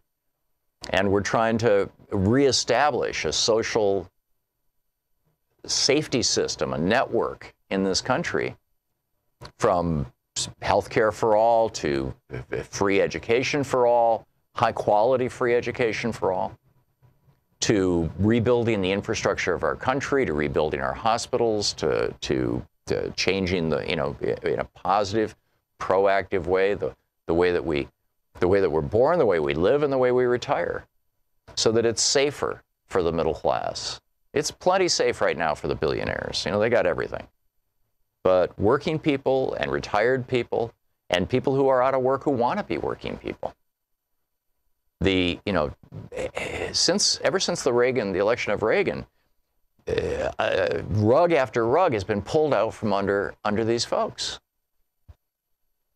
And it's wrong. And we talk about that here on this network. We facilitate social change by activating voters and people who care. And I mean, we're proudly activists. And you can be part of that. You can get that blessing of knowing that you called 877-378-8669 and made a contribution to Free Speech TV, and that helped change the world for the better. That helped save the lives of some people who were really struggling at the very bottom of our economic ladder. That helped change the quality of the political dialogue in this country. That helped wake up 1 or 2 or 100 or 1,000 more people who had been believing the lies of Fox News and right-wing hate radio. So call now and make a contribution. This is a big deal. And we're not hitting our goals, and we need your help. 877-378-8669. It's time for all of us to say, yes, I want that. Was the phrase that from the Declaration of Independence, I believe, the blessings of liberty. I want that conferred on all of us. And one of the most direct routes to that is to have an aggressive, progressive media. And that's us right here. And this is your chance to help. With a $30 gift, you get the Free Speech TV mini kit, the sticker and button. With a $72 gift, you get a copy of my book, my brand new, just out. In fact, it's going to be a week or so before we can ship them to you because we don't even have them from the publisher yet. I don't even have one, or I'd be holding it up. But it's the brand new edition of The Last Hours of Ancient Sunlight, the classic that I first wrote in 1996 about climate change and the end of oil and culture and Columbus and all kinds of stuff. And updated now just over it took me a year and a half. We just finished it a few months ago. And it's now published. And it's a real wake-up call, this book. And it's a great gift to give to somebody if you'd like. And it'll have I'll have autographed it.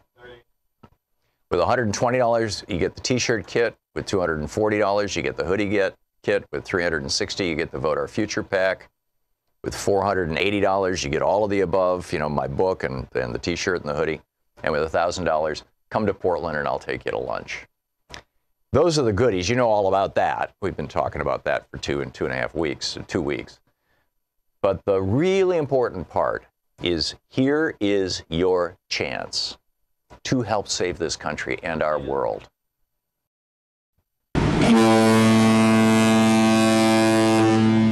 All aboard! It's a once-in-a-lifetime luxury Alaskan cruise on the Regent Seven Seas Mariner, July 24th, 2019. For more information, Keen Luxury Travel, 800-856-1155. And did I mention we'll be getting active on board with special events with yours truly, me, and Louise, as we visit Ketchikan, Juneau, Skagway, Sitka, Hubbard Glacier, and Anchorage. Want to connect with the show online? You can find the Thom Hartmann Program on Facebook, Twitter, and Instagram.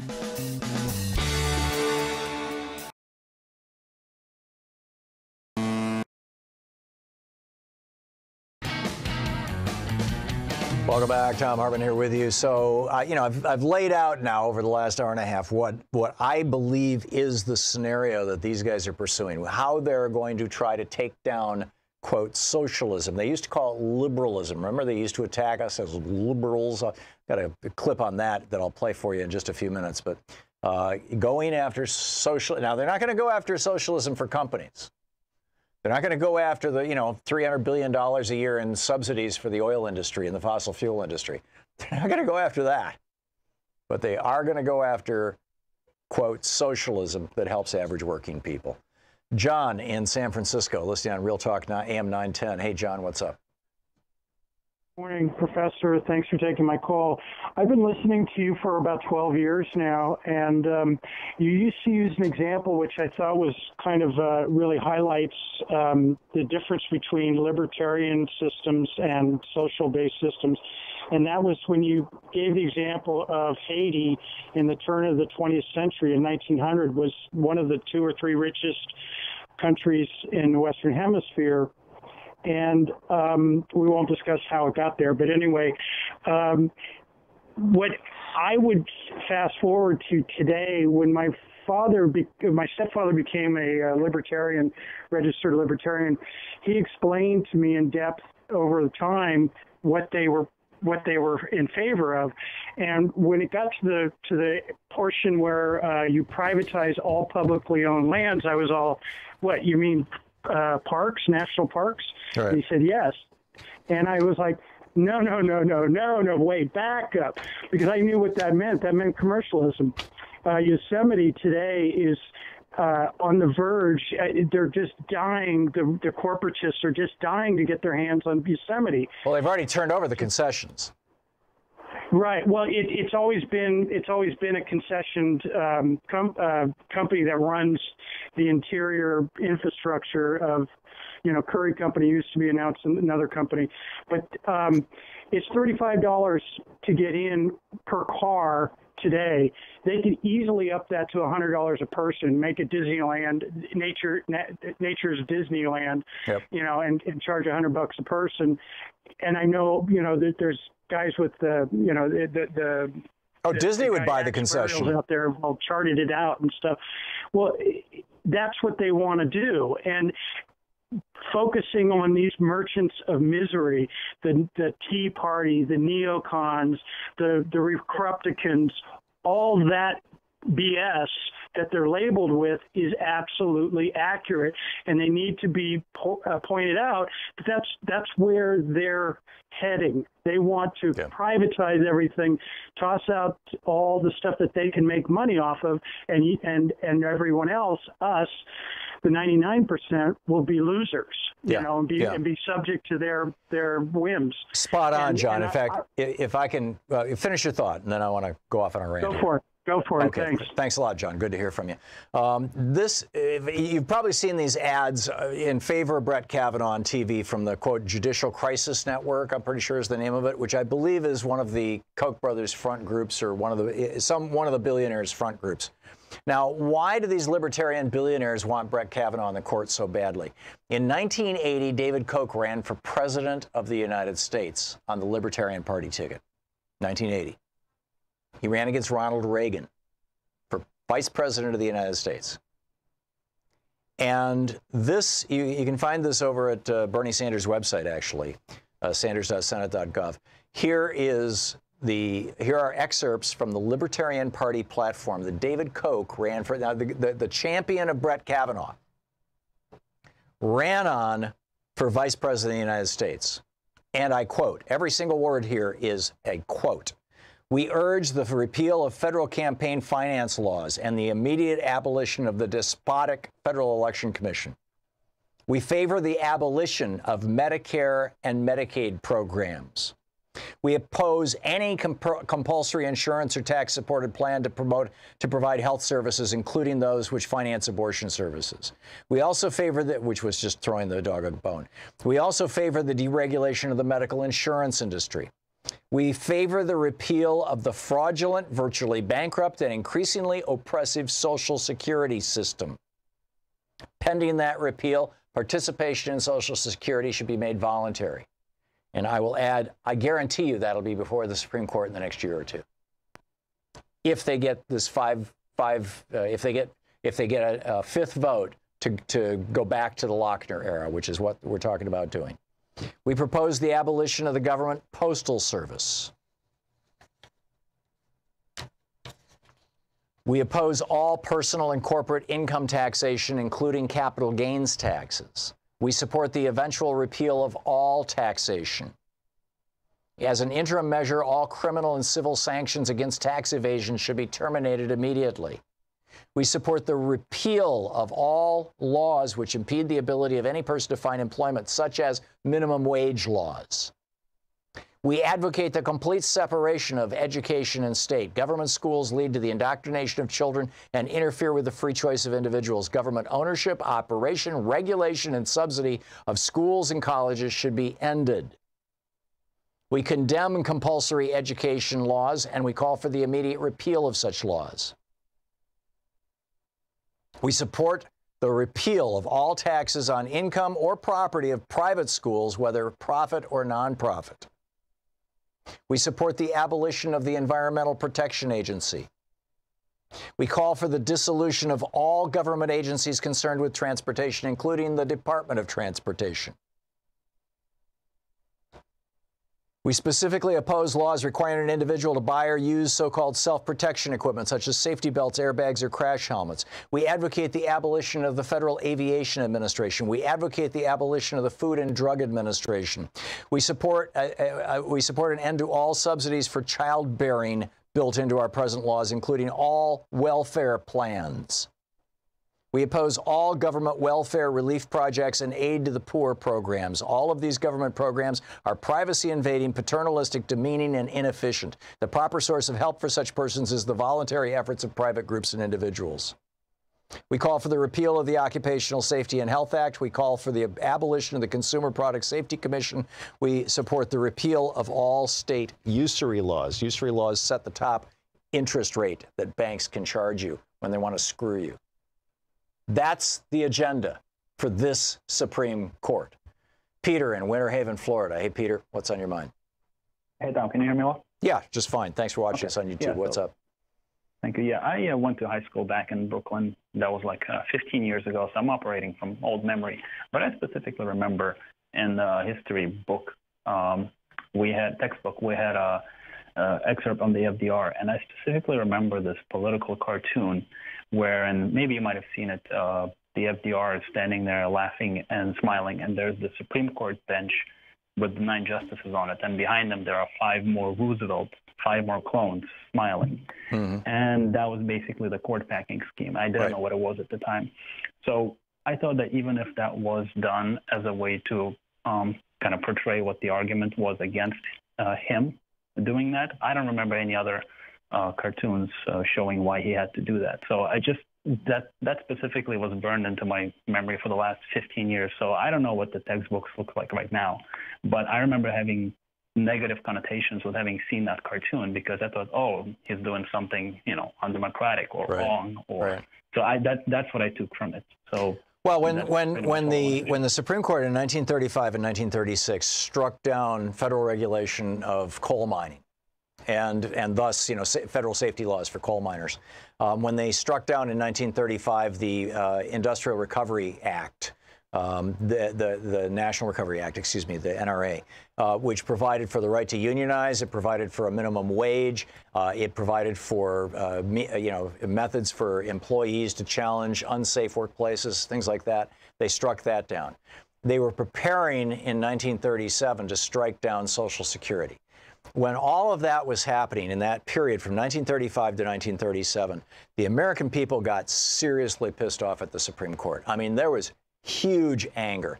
There were cartoons of them being, drawn and quartered and hanged and all kinds of things. And that led to FDR's court packing scheme, which was never actually introduced as legislation. It was just talked about. And there's a big question to this day. And probably one of the best sources to read about this is the book about Frances Perkins, the first female Secretary of Labor in the nation's history, who was essentially the author of most of the New Deal, her and Eleanor Roosevelt. And I think the book is titled something like The Woman Who Wrote the New Deal. And there's a whole chapter in there about the court packing scheme in the Supreme Court, because the Supreme Court kept knocking these things down that Americans loved. They were putting people back to work. They were taking care of people. And but the billionaires of the day, they were only millionaires back then, but the very, very, very, very wealthy of that day, controlled some large part of the media, and the message that they tried to get out was, oh, this is terrible, and Roosevelt is a tyrant, and all this kind of stuff. And that's probably the stuff that endures, and that's probably the poster. Yeah. Peter, thanks for the call. That's a fascinating story. And, it's going to be interesting to see how this plays out, because right now you've got Trump out there saying we've got to stop socialism. Step one. Step two, end the socialist programs like Social Security, Medicare, and Medicaid. You're listening to Thom Hartmann. Visit ThomHartmann.com for audio and video archive. And the right to unionize, and consumer protections, and bank regulations. All of this stuff is unconstitutional in the minds of Clarence Thomas and his buddies.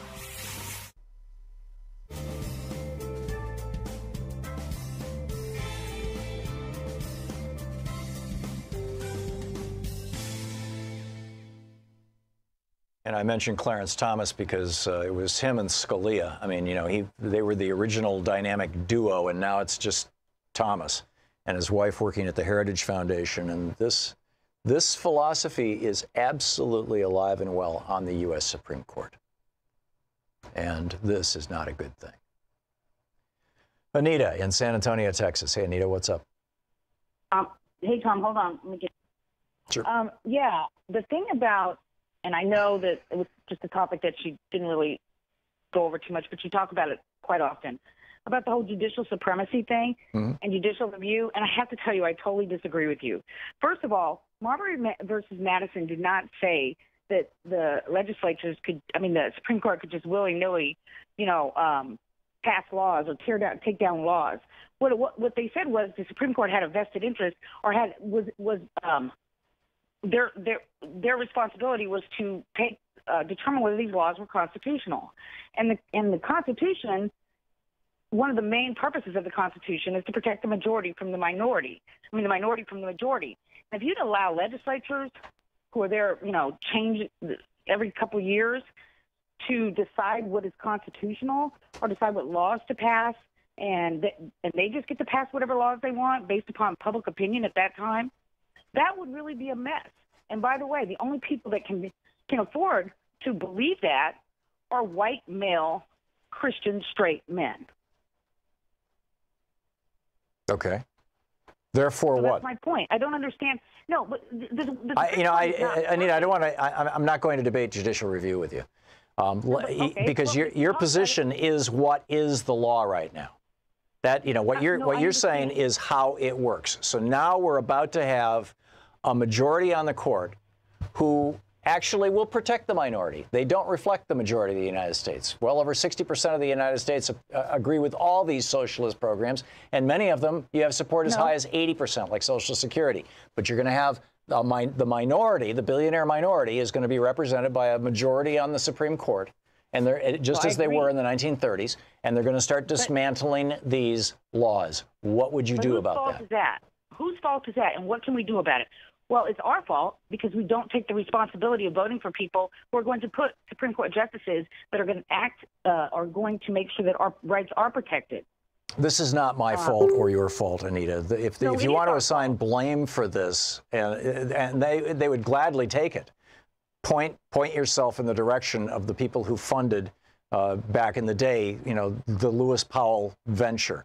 And the ventures that sprang out of that, the Cato Institution, the Heritage Foundation, the American Enterprise Institute, all these right-wing think tanks, the Federalist Society that produces these right-wing judges reliably, consistently, well vetted.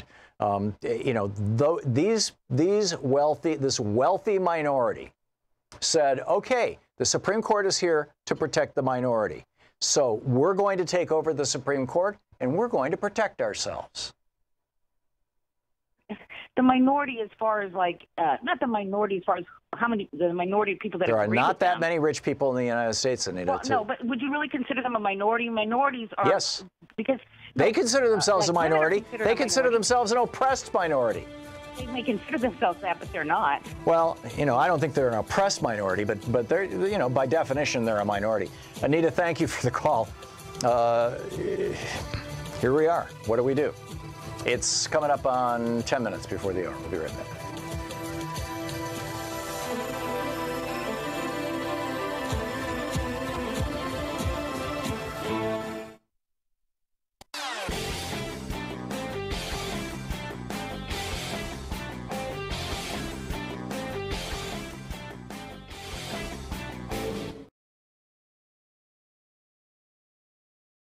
Free Speech TV is supported by your contributions, and I strongly encourage you during the pledge drives, or even not during the pledge drives, to call Free Speech TV at 877-378-8669 and make a contribution, support Free Speech TV. But that said, our program, the Thom Hartmann Program, what you're watching right now, is sustained by commercial advertising, and we're on commercial stations around the country. We run ads. They pay us for that. And one of the ways that you can support our program is by going to thomhartmann.com, our website, and clicking on the advertisements on that page for our sponsors and buying their products, supporting their products, or letting them know that you care about their products and that you support our show. That's thomhartmann.com, and click on the advertising there to support our program. We really appreciate it. We really appreciate your supporting Free Speech TV by your ongoing, you know, calling and supporting the fundraising drives, and we also would really appreciate if you go to thomhartmann.com. Want to connect with the show online? You can find the Thom Hartmann Program on Facebook, Twitter, and Instagram. Welcome back. Thom Hartmann here with you. And Marcy in St. Louis. Hey, Marcy, what's up? Oh, hello, Tom. I would really appreciate it if you would define socialism and define democratic socialism, and use democratic socialism when you talk about it. When I talk to people who are upset with socialism, I ask them, what is it? Yeah. And they say, well, it's the precursor to communism. Yeah, right. And it's unfortunate that Marx used that word, you know, socialism, and that it became the name of the Soviet Union, the, you know, Union of Soviet Socialist Republics. Marcy, I'm going to let John Kennedy do this for me. And thank you for the call, by the way. This was, we could call this socialism in the modern era. It was called liberalism back in 1960 when John Kennedy was running for president.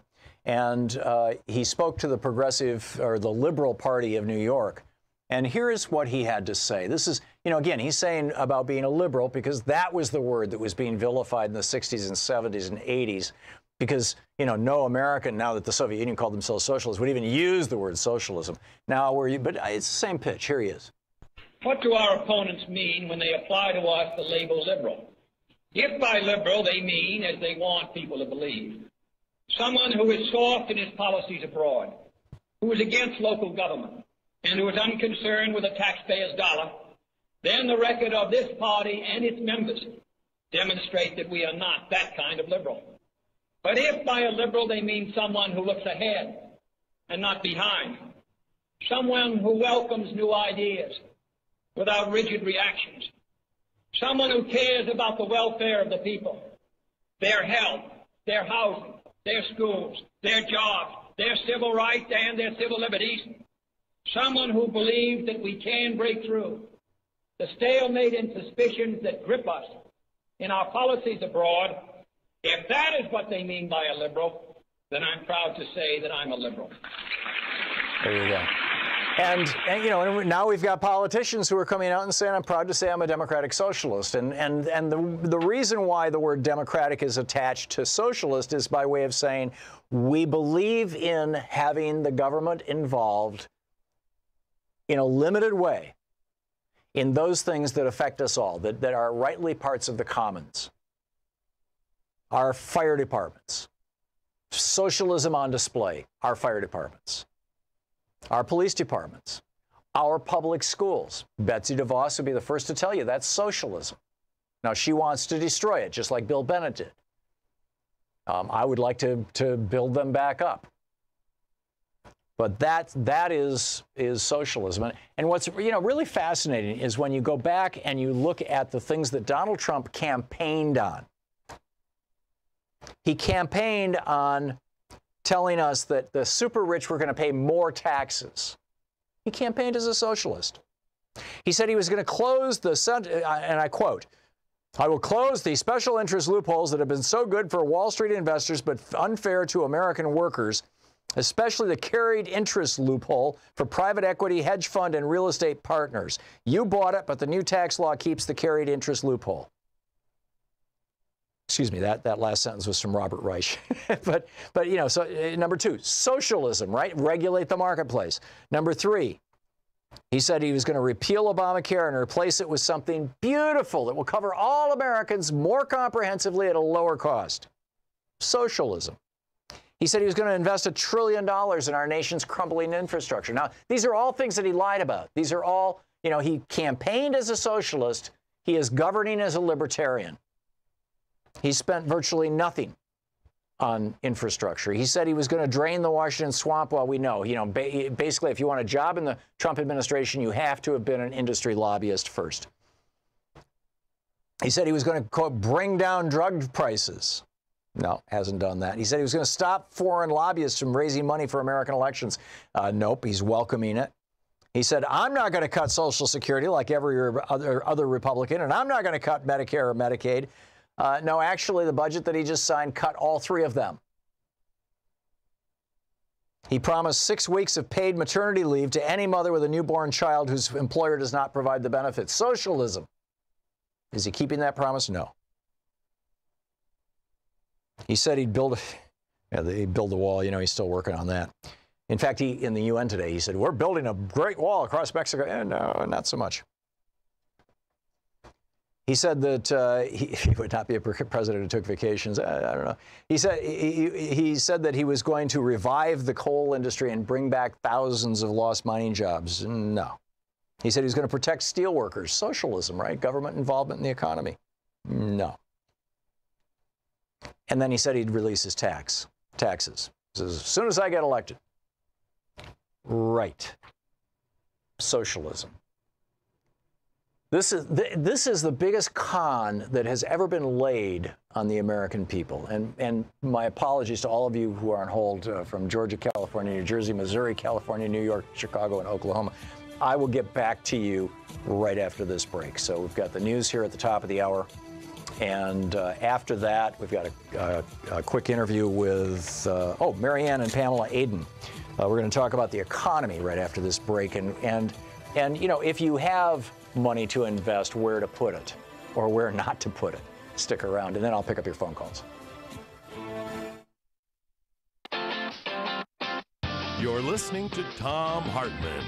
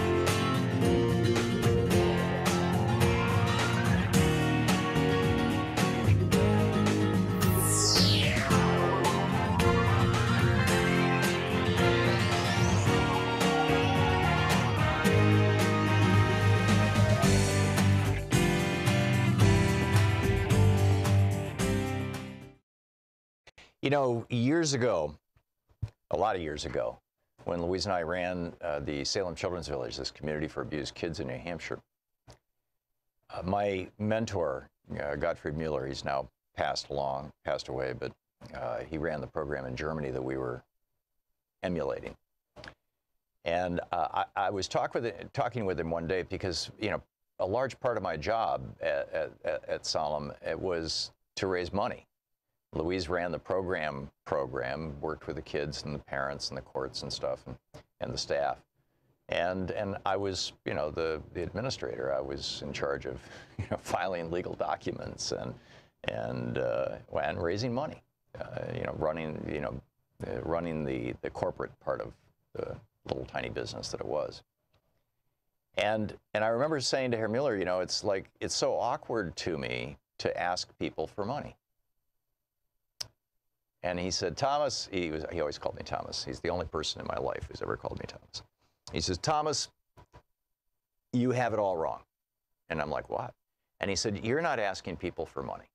You are offering people an opportunity to get a blessing. People who send even $1 to help save the lives of children get a blessing. It's just, that's, every religion teaches this. Your philosophy teaches this. Your gut tells you this. That's what you're doing. And it completely changed my perspective. And I started actually feeling sorry for people who didn't contribute and thinking, wow, you know, you missed a chance. With Free Speech TV, I mean, we're not, you know, saving abused kids, but in a way we are. And we're, in fact, in a way, we're doing a much larger work because it's for the whole country. And we're trying to reestablish a social safety system, a network in this country, from healthcare for all to free education for all, high quality free education for all, to rebuilding the infrastructure of our country, to rebuilding our hospitals, to changing the, you know, in a positive, proactive way, the way that we're born, the way we live, and the way we retire, so that it's safer for the middle class. It's plenty safe right now for the billionaires. You know, they got everything. But working people and retired people and people who are out of work who want to be working people. You know, ever since the election of Reagan, rug after rug has been pulled out from under these folks. And it's wrong. And we talk about that here on this network. We facilitate social change by activating voters and people who care. And I mean, we're proudly activists. And you can be part of that. You can get that blessing of knowing that you called 877-378-8669 and made a contribution to Free Speech TV, and that helped change the world for the better.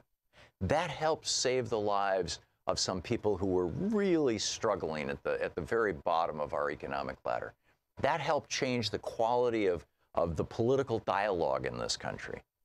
That helped wake up 1 or 2 or 100 or 1,000 more people who had been believing the lies of Fox News and right-wing hate radio.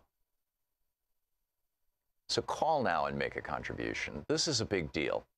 And we're not hitting our goals, and we need your help. 877-378-8669. It's time for all of us to say, yes, I want that. Was the phrase that from the Declaration of Independence, I believe, the blessings of liberty.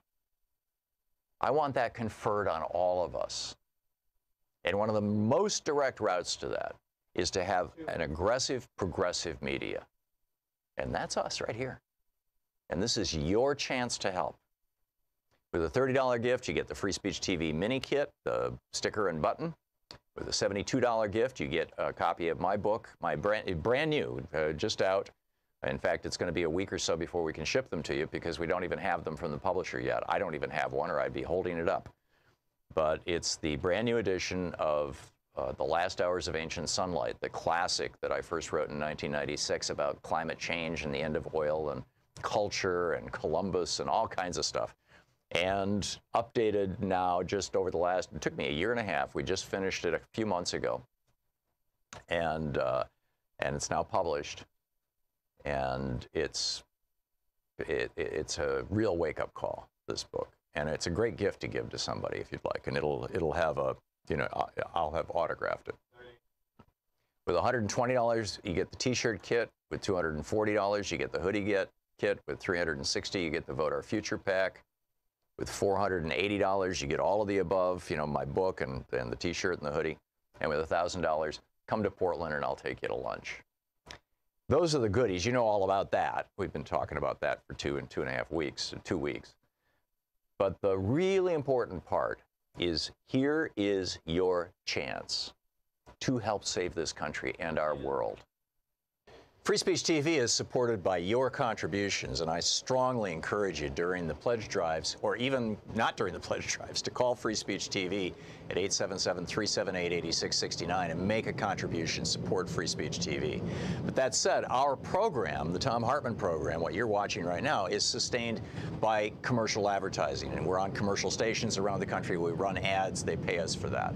And one of the ways that you can support our program is by going to thomhartmann.com, our website, and clicking on the advertisements on that page for our sponsors and buying their products, supporting their products, or letting them know that you care about their products and that you support our show. That's thomhartmann.com, and click on the advertising there to support our program. We really appreciate it. We really appreciate your supporting Free Speech TV by your ongoing, you know, calling and supporting the fundraising drives, and we also would really appreciate if you go to thomhartmann.com. Want to connect with the show online? You can find the Thom Hartmann Program on Facebook, Twitter, and Instagram.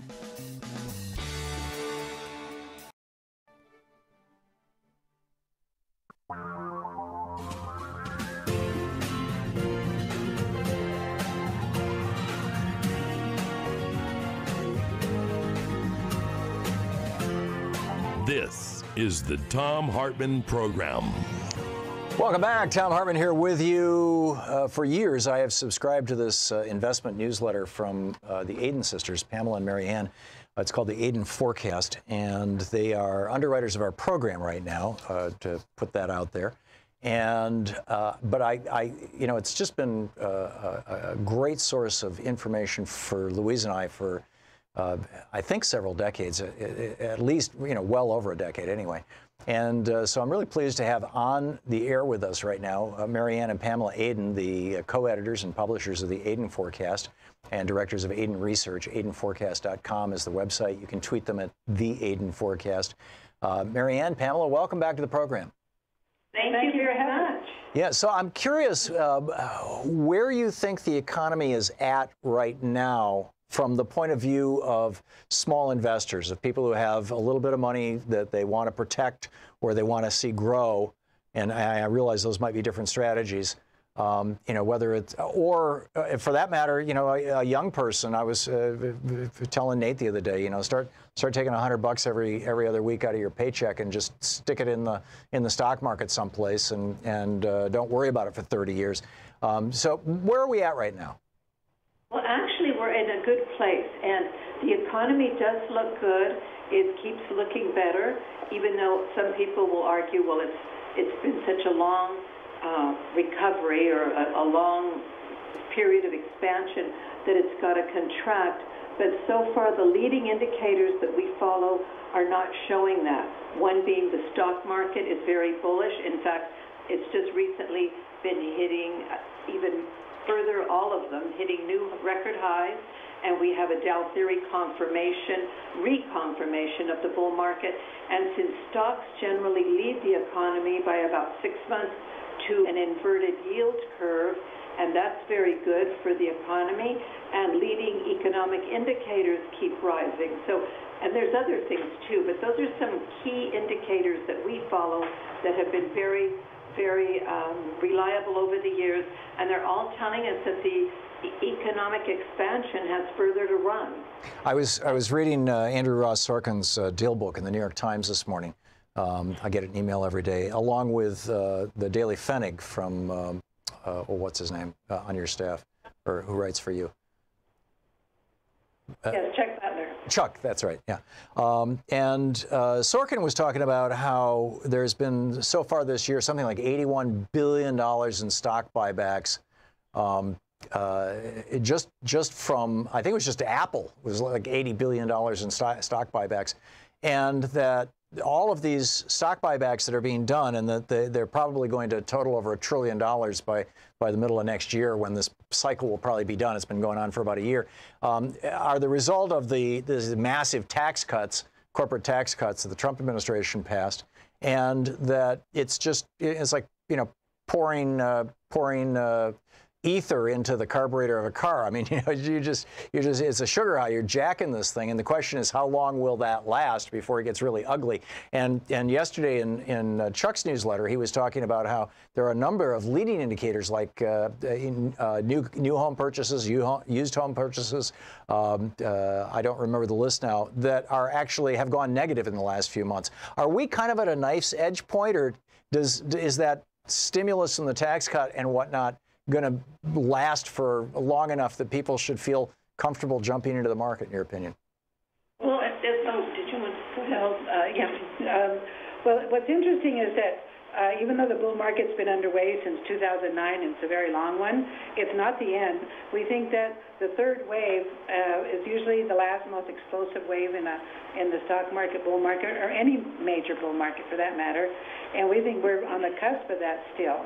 So we still have a good upside, but if you want to think of it in the terms of an inning in a baseball game, we would think we're like in the 7th, 8th inning, and still a lot of upside, but we're closer to the end than the beginning, but we still have some good upside, say, this year and next year.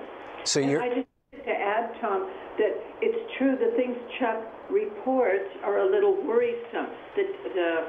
The numbers you point out are worrisome, but there's always all along there's been some worrisome things, but the stronger good news kind of has overpowered those worrisome items. Right. I'm sorry, go ahead.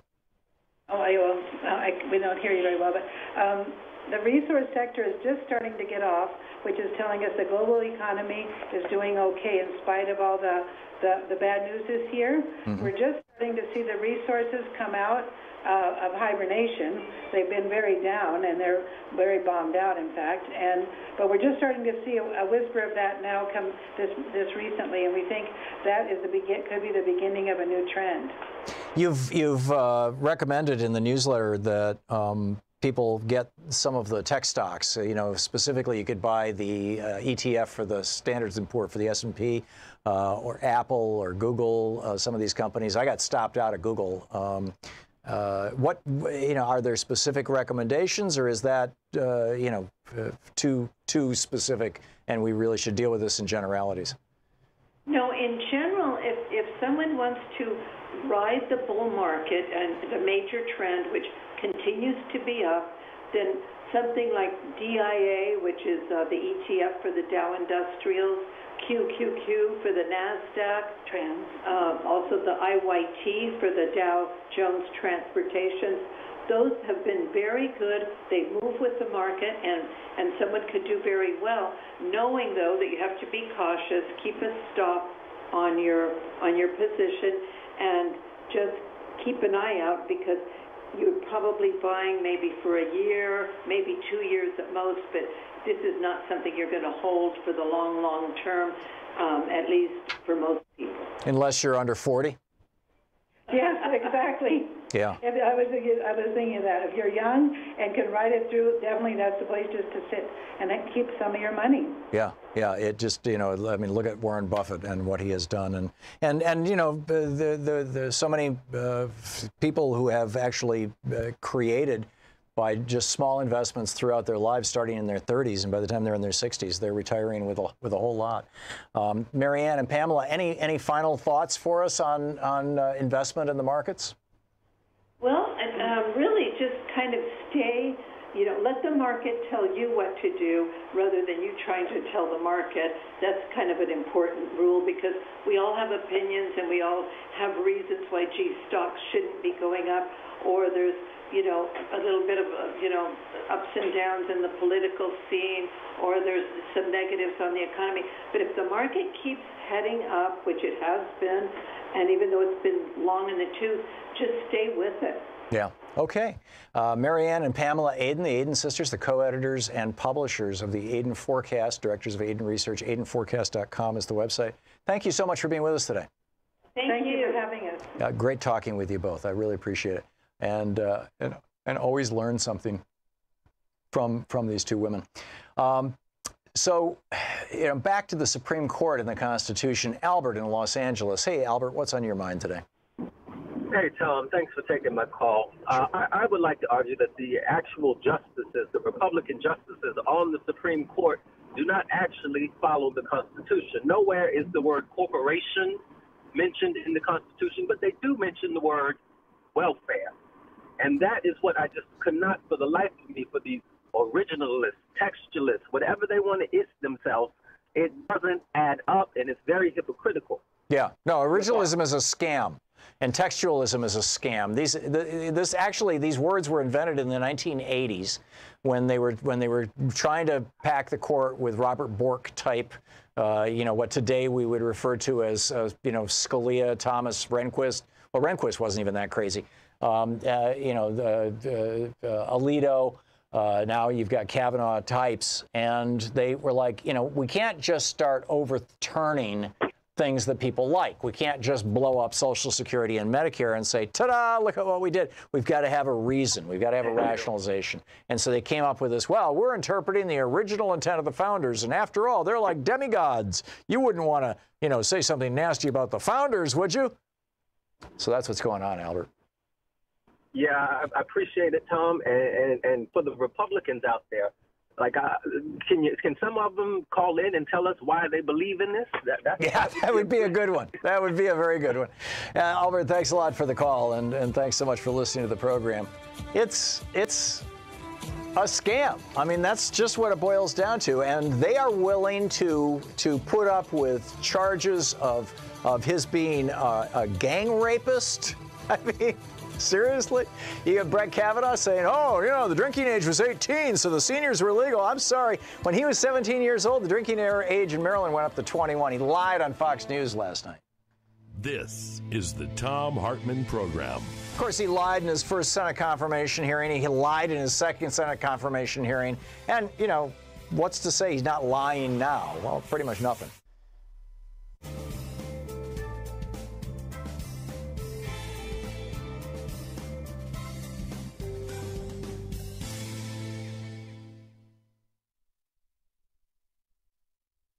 Let's see here. David in Tulsa, Oklahoma. Hey, David, thanks for watching us on YouTube. What's up? Hi. I wanted to bring up a little bit of ancient history here. This is after World War I, and General Pershing and other members of the military went to various members of Congress and said, look, we cannot, most of these people that came in for the draft were 4F. We have to have childhood nutrition because they came in with flat feet and rickets. We need compulsory education because nobody could sign. They couldn't read nor write. They could only sign an X. And they said, we cannot defend our country if we were ever invaded.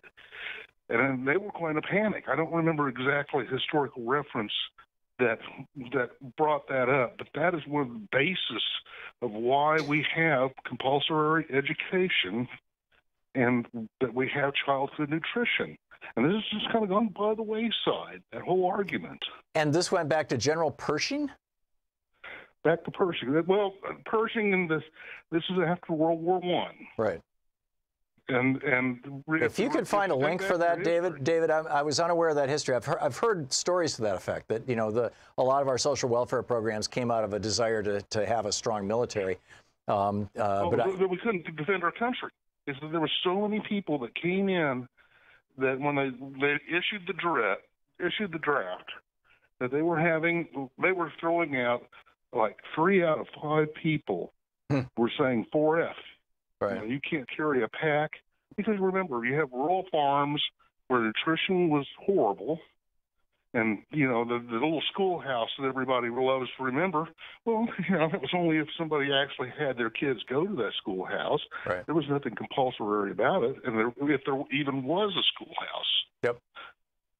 So what I was saying, David, is I have not heard as concise a definition of it as you just did, and I'm very grateful to you for that.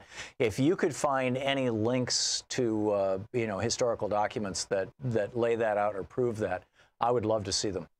You could tweet them to me. Yeah, I've actually kind of been looking back because I remember reading it, and I kind of just been going back, and I just for the life of me can't remember where I saw that. Yeah. You know, and then of course when the Smedley Butler thing about the men who tried to take over FDR. Well, one of the things about that helped with the Supreme Court was that essentially Roosevelt went to Mellon and Ford and all these people that were behind that conspiracy. He said, "Look, you got your choice. You either back me in my New Deal, or I'm going to have you tried as traitors." Right. Do you think he, you know, I've never seen any evidence that he went that far. In fact, he shut down a congressional inquiry into this because he didn't want, you know, he was afraid it could provoke a civil war, essentially. I got that impression out of reading Smedley Butler's book.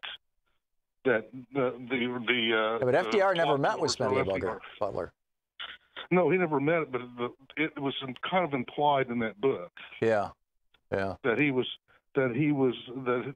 given that, and he went. You're talking about Butler's book, War is a Racket? Well, no, there's a second book called The Plot to Overthrow FDR. Right. Okay. Yeah, I'll have to, you know, it's been a long time since I dug into this stuff. Well, David, thank you. Thanks for a great history lesson this morning. I hope that we can find some General Pershing links. I would love to see them, and I could use that for a book I'm working on right now. So I will remember. We'll be back with more of your calls in just a moment.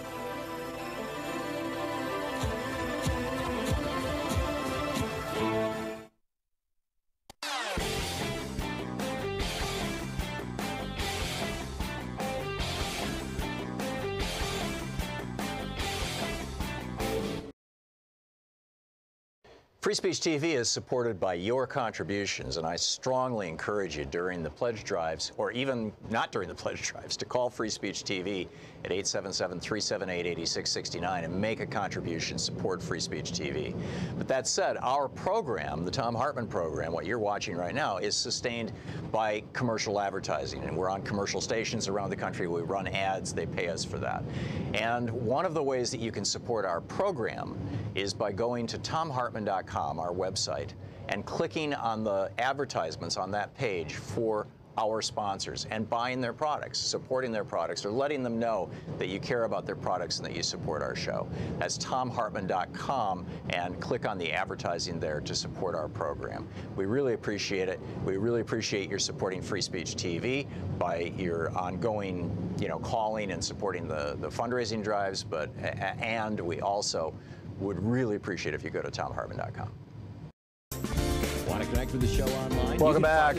Welcome back. David K. Johnston tweeting about Michael Avenatti. Michael Avenatti is said last night, basically on the Rachel Maddow show, that he had witnesses and a victim to the essentially gang rapes that Brett Kavanaugh and Mark Judge were participants in. And Johnston is saying, you know, okay, if this is the case, how did this guy get past the FBI background checks? What did the Senate Majority Leader, Mitch McConnell, know? Now, I think he knew about this because Mitch McConnell, you recall, was opposed to Kavanaugh. He went to the president and said, don't put this guy on the bench. There's stuff in his background. You know, put on somebody who we don't really know anything about. But if this is proven, Kavanaugh, it's time for Kavanaugh to leave the D.C. Circuit Court of Appeals as well. And, you know, just go through this. And by the way, you know, get the FBI on this. It's just, you know, this is just straightforward stuff. Chris in Santa Cruz, California. Hey, Chris, what's up? Hey, Tom.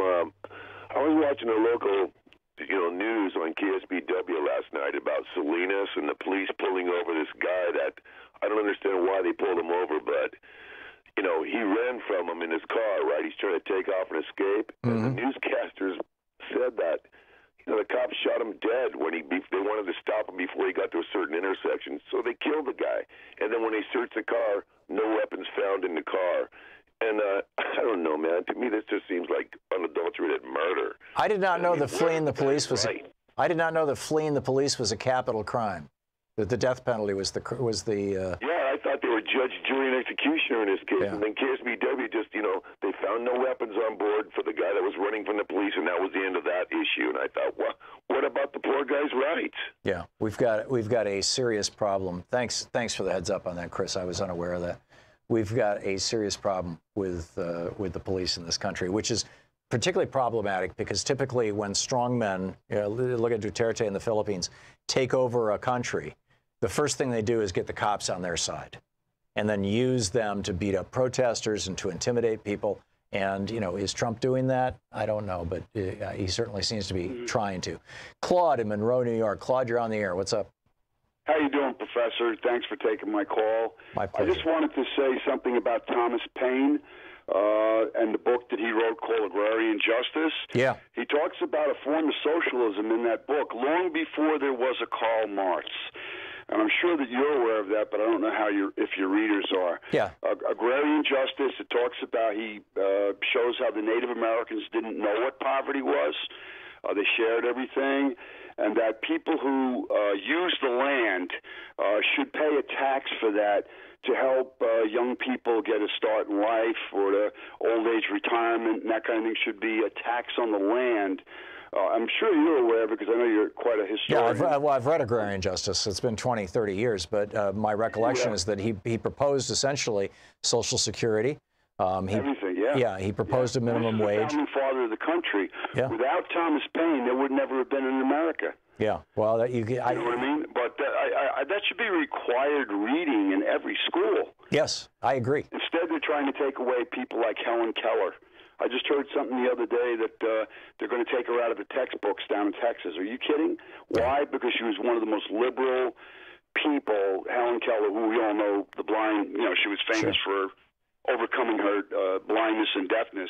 But she was also one of the greatest speakers and advocates of progressive ideas. Yes, she was. And they're just trying to close it all down. And down in Texas, they've put Rush Limbaugh in the textbooks. Oh, yeah, I can imagine that. No, I'm serious. Just one more note, Tom. I was at a friend of mine's 50th wedding anniversary the other day over at the West Point Hotel Fair. He had his party there.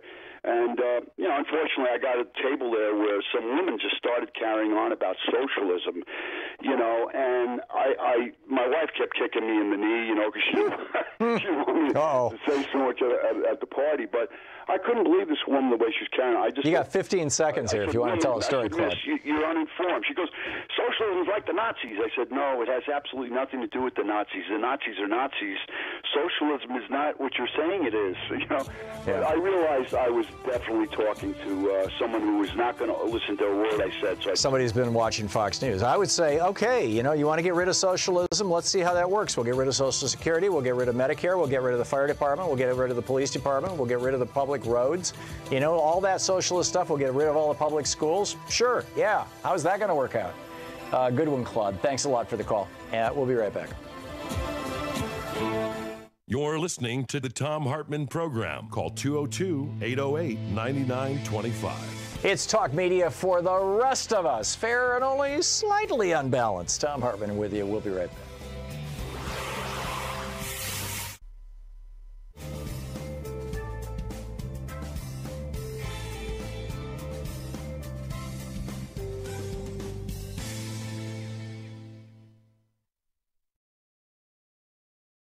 You know, years ago, a lot of years ago, when Louise and I ran the Salem Children's Village, this community for abused kids in New Hampshire, my mentor, Gottfried Mueller, he's now passed away, but he ran the program in Germany that we were emulating.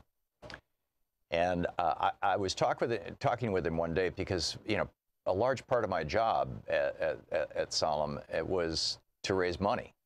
Louise ran the program, worked with the kids and the parents and the courts and stuff and the staff.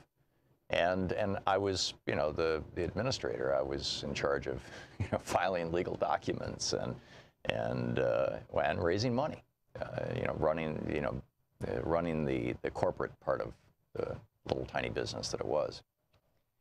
And I remember saying to Herr Mueller, you know, it's like, it's so awkward to me to ask people for money. And he said, Thomas, he always called me Thomas. He's the only person in my life who's ever called me Thomas. He says, Thomas, you have it all wrong. And I'm like, what? And he said, you're not asking people for money. You are offering people an opportunity to get a blessing.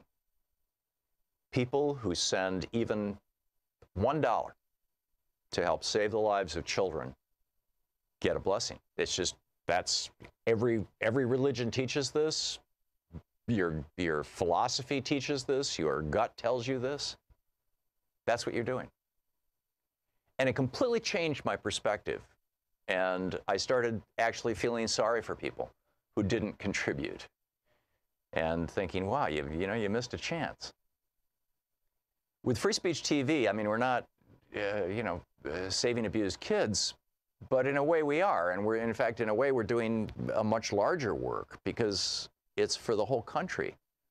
And we're trying to reestablish a social safety system, a network in this country, from healthcare for all to free education for all, high quality free education for all, to rebuilding the infrastructure of our country, to rebuilding our hospitals, to changing the, you know, in a positive, proactive way, the way that we're born, the way we live, and the way we retire, so that it's safer for the middle class.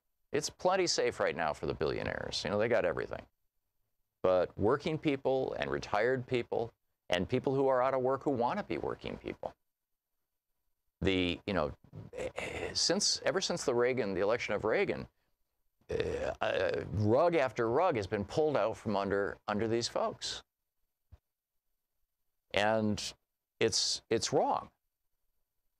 And we talk about that here on this network. We facilitate social change by activating voters and people who care. And I mean,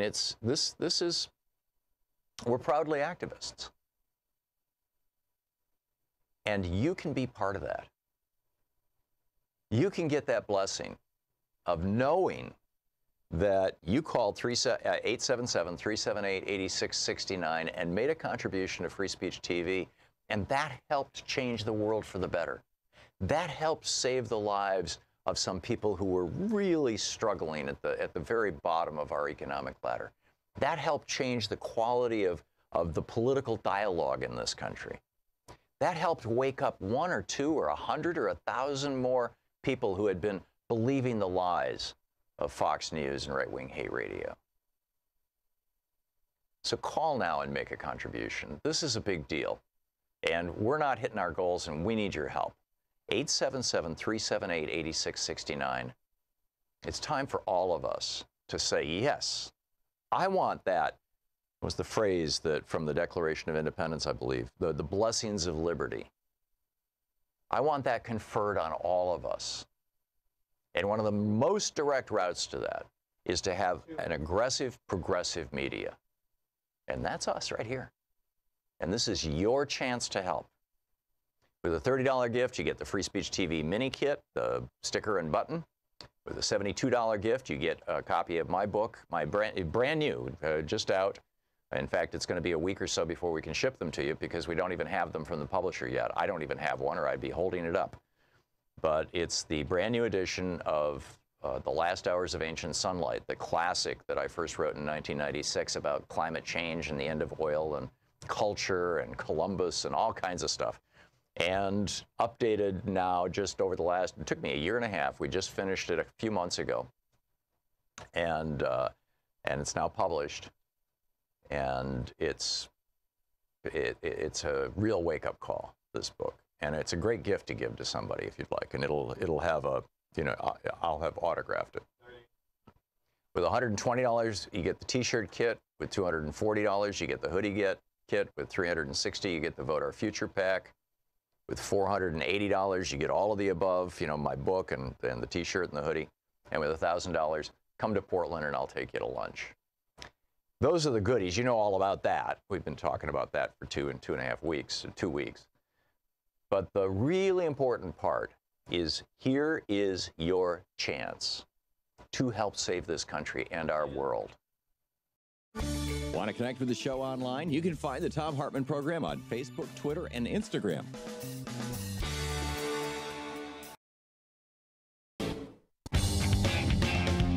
Welcome back. 34 minutes past the hour. Bill Cosby just sentenced to 3 to 10 years for criminal sexual assault. Just bringing you up to date here on the news of the day. Senator Bob Corker has just come out and said that Republican men should not be questioning Dr. Blasey Ford, Christine Blasey Ford, because, quote, somebody will do something insensitive that you guys, the media, will run 24/7, and inadvertently somebody will do something that's insensitive. All right. Meanwhile, another classmate of Brett Kavanaugh's has come forward to say that he's lying through his teeth.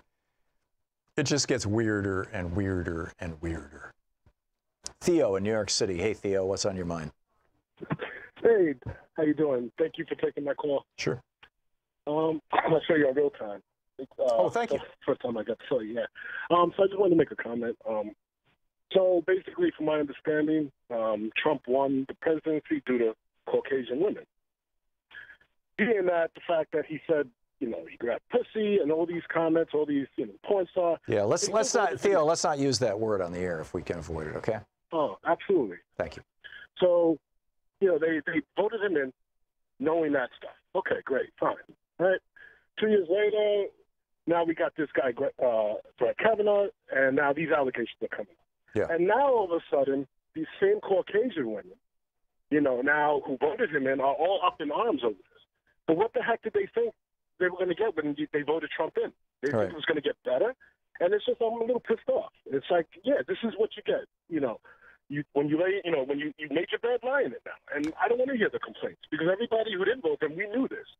And from my understanding, he won because of Caucasian women, just like Obama did.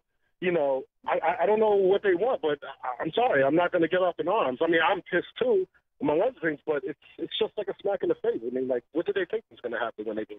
Yeah, and when Roe v. Wade goes away, they're going to be even more freaked out. And then when Social Security goes away, and then when public education goes away, and then when all kinds of, you know, virtually any kind of support for women and children, you know, as these programs go away, and they're not being characterized any longer. Everybody gets it. They're not being characterized as purely just for, you know, people of color, which was the way that, you know, Reagan and the first Bush, and to some extent Clinton, sold the destruction of these programs. Yeah, there's some serious comeuppance is going to happen, Theo. I can't celebrate that though. I think it's just a terrible disaster. Theo, thanks a lot for the call. Don in Northwest Indiana, it says you want to disagree with me, so you go to the front of the line. What are you going to disagree with me about? Well, first of all, I want to tell you I do enjoy your show, even though I think some of your ideas are a little bit crazy and off the wagon. Okay. But I heard you just a couple of minutes ago saying you need to call for an FBI investigation into Kavanaugh because of these allegations, these unsubstantiated, unfounded allegations. Is that right? Is that what I heard? No, what I'm saying and have been saying all along is if you lie to the FBI, you go to jail for 5 years. This is Even if you're a Republican. No matter what you are, you go to jail for 5 years. And I find it really interesting that Christine Blasey Ford is saying, I want to be interviewed by the FBI. The second woman, I'm forgetting her name, she's saying, I want to be interviewed by the FBI. Last night on Fox News, they asked Kavanaugh, do you want to be interviewed by the FBI? And he refused to say yes.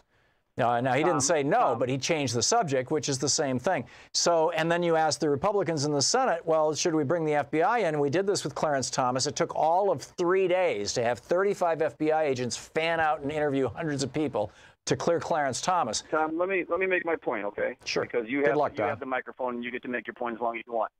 First of all, I'll go dollar for dollar for any donation to any charity that you want that Mrs. Ford doesn't show up to testify Thursday, because she feels unsafe already, despite the fact that the Congress made every attempt to even fly to her to let her give her story. But second of all, I wanted to go back, and you kind of did. You pulled the liberal move. You muddied the waters and didn't ask the question I asked you. The question I asked you was, you want the FBI to investigate Kavanaugh, correct? For these allegations. I think that the women who are asking to be investigated, Tom, it's a yes or no question. You want the FBI to investigate Kavanaugh, correct? and the women who are alleging he was abusive toward them, yes. How many investigations will they do into that man before your side is happy with this? Well, they haven't done any investigations so far. What they've done so far are background checks, and that's a whole different thing. No, it's not a whole different thing. They've gone to everyone that lived within the proximity of him his entire life. He had never been, it had never been alleged that he had committed a crime, so there was never a criminal investigation. You think they don't investigate those people for that when they're applying for those judgeships? They do if somebody comes forward, but this is the kind of thing that people typically don't come forward for. Don, you know, go back to Fox News. Jonathan in Portland. Hey, Jonathan, what's up? Hi, Tom. How you doing? Good. I was listening to your discussion about the stock market earlier, and I just want to share a couple thoughts.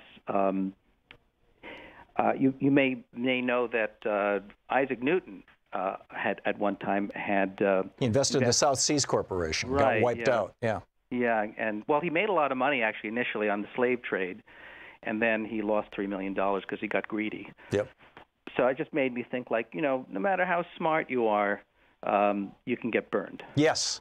Yeah, and that's why I don't know if it was Pamela or Marianne, but they said be sure to put stops in. And, you know, for people who don't know what that is, when you buy a stock through your broker, you can tell your broker, you can do it online, you know, with Fidelity or whatever, you can just click the link and you can say, okay, I'm buying this stock at 110. If it goes below 105, automatically sell it. Right. I just wanted to point out an interesting piece of information that I came across. Sure. Because I am personally not comfortable investing in the stock market for moral reasons, and but I'm also noticed something very interesting. If you look at the market since the crash of 2008, you compare the S&P 500 with probably the biggest multi-sector bond fund, which is PIMCO, PIMIX, P-I-M-I-X. Mm-hmm. And you can actually look at the return. There's a great website called Portfolio Visualizer, and you'll see that they both come out even. Mm-hmm. Actually, and the bond fund has a fraction of the volatility. You know, and this is we're talking about compound annual growth rate. We're not talking about annualized returns, which is really not a fair way of looking at rates of return.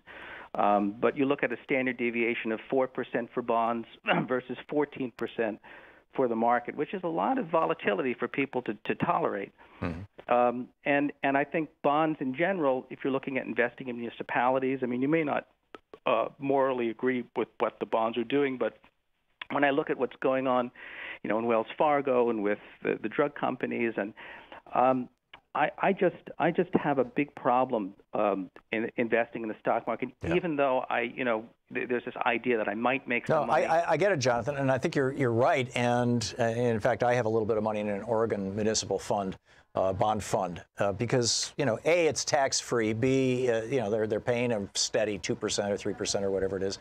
And it's a great and safe place to put your money. The Aiden sisters actually, up until about a year ago, were saying, keep your, maybe longer than a year ago, we're saying keep your money in the bond, and there were bond funds and whatnot, TLT and whatnot, that they were suggesting.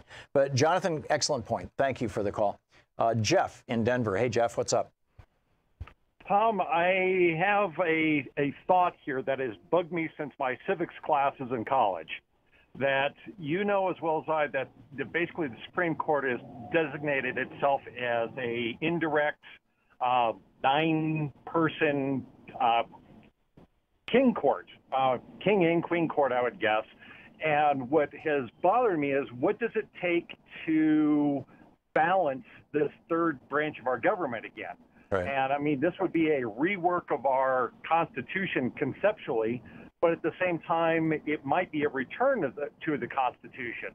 So, what is in place, or what can be put in place to say, what conceptually, to me, any piece of legislation that is developed can go to the Supreme Court and die. That's correct. By their whims.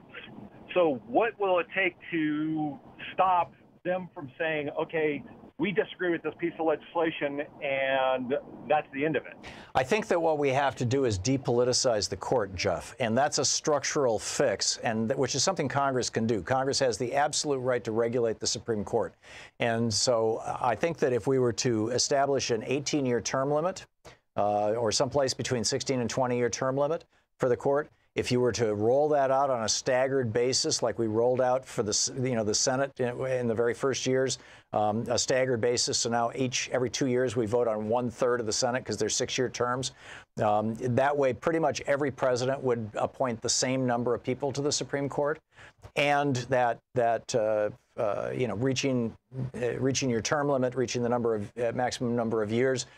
You still have a very insulated court. It's a long enough period of time that it crosses a generation or nearly. That would be a great start. I've been beating the drum for years and years that, like many of the European countries, we should not, our Supreme Court should not be able to participate in judicial review and have judicial supremacy. This is what Anita called earlier.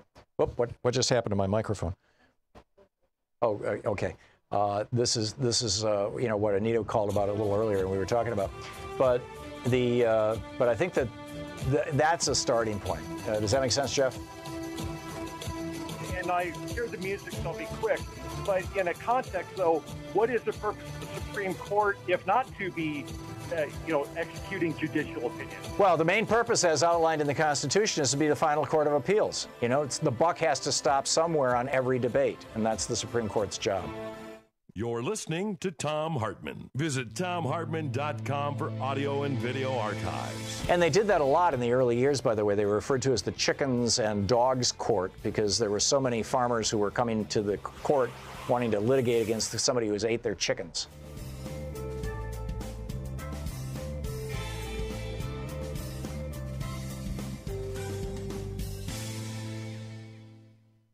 And welcome back. And looking for, here we go, Don in Berkeley, California. Hey, Don, what's on your mind today? Oh, hi there. You were just talking to the Aiden sisters and saying how things are doing well, and I can't really argue that bad.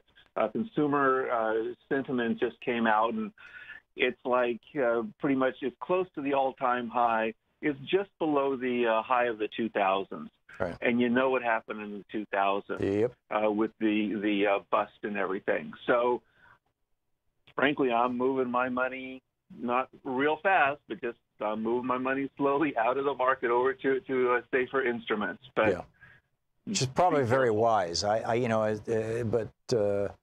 and Marianne are usually right, and they've been in their last newsletter in particular filled with warnings. Be very careful. Be sure every stock you own has a stop on it. And in fact, I had a little bit of Google stock, and every week or so, and it was going up and up and up, and every week I'd raise that stop. So when it ended up stopping out, I had actually made a little bit of money on it. But you're smarter than most. Well, it's just, most of us don't, this is the first time I've done anything like that ever, and I just, and in retrospect, I really shouldn't be doing that. I don't have the time, so anyway, yeah. Don, thanks for the call. Good talking to you. Thanks for watching us on YouTube. Michael in Princeton, Minnesota. Hey, Michael, what's up? Yeah, I was watching a speech. You were on the air, so I'm sure you didn't get a chance to see it. Michelle Obama was giving a speech at a Las Vegas high school. I had the CEO of her organization on the show. Oh, did you? Yeah, today. In the first hour at 45 minutes after 12 Eastern time. And I recorded it. I haven't had a chance to watch it, but she had these people so riled up, that she almost couldn't give a speech. And I thought, well, her kids are grown. If she ran for president, she's got Barack behind her. She's got these people, the young people coming up. And with all of the backing that she would have, I really think that we could accomplish a lot. Well, she's a young woman. And I think that if you look at Hillary Clinton's trajectory, she understood that just being the wife of a president is not something you can run on. And at least not for president. But being the wife of a president is something you can run on for the United States Senate. And if Michelle Obama was to run for the Senate from Illinois, or wherever they happen to have their permanent residence, and New York is very accommodating to that, although I don't know about what's coming open. But that's what Hillary Clinton did. She ran for the Senate, and then after she left the Senate, she became the Secretary of State. She comported herself well in all those positions, by and large, outside of her Iraq War vote, which she apologized for. And then you say, this person actually can run a country. I've watched them, be part of running a country. So now I can trust that. I think if Michelle Obama doesn't do something like that, she's just going to be, the ex-First Lady of the United States.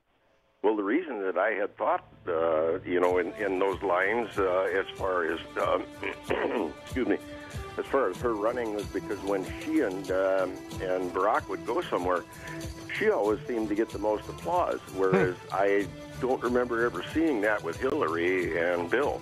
Yeah. No, I think she's a very gifted speaker and maybe a brilliant politician. It's just that, when somebody's running for president, you need to know that they really know what they're doing. Michael, thank you for the call.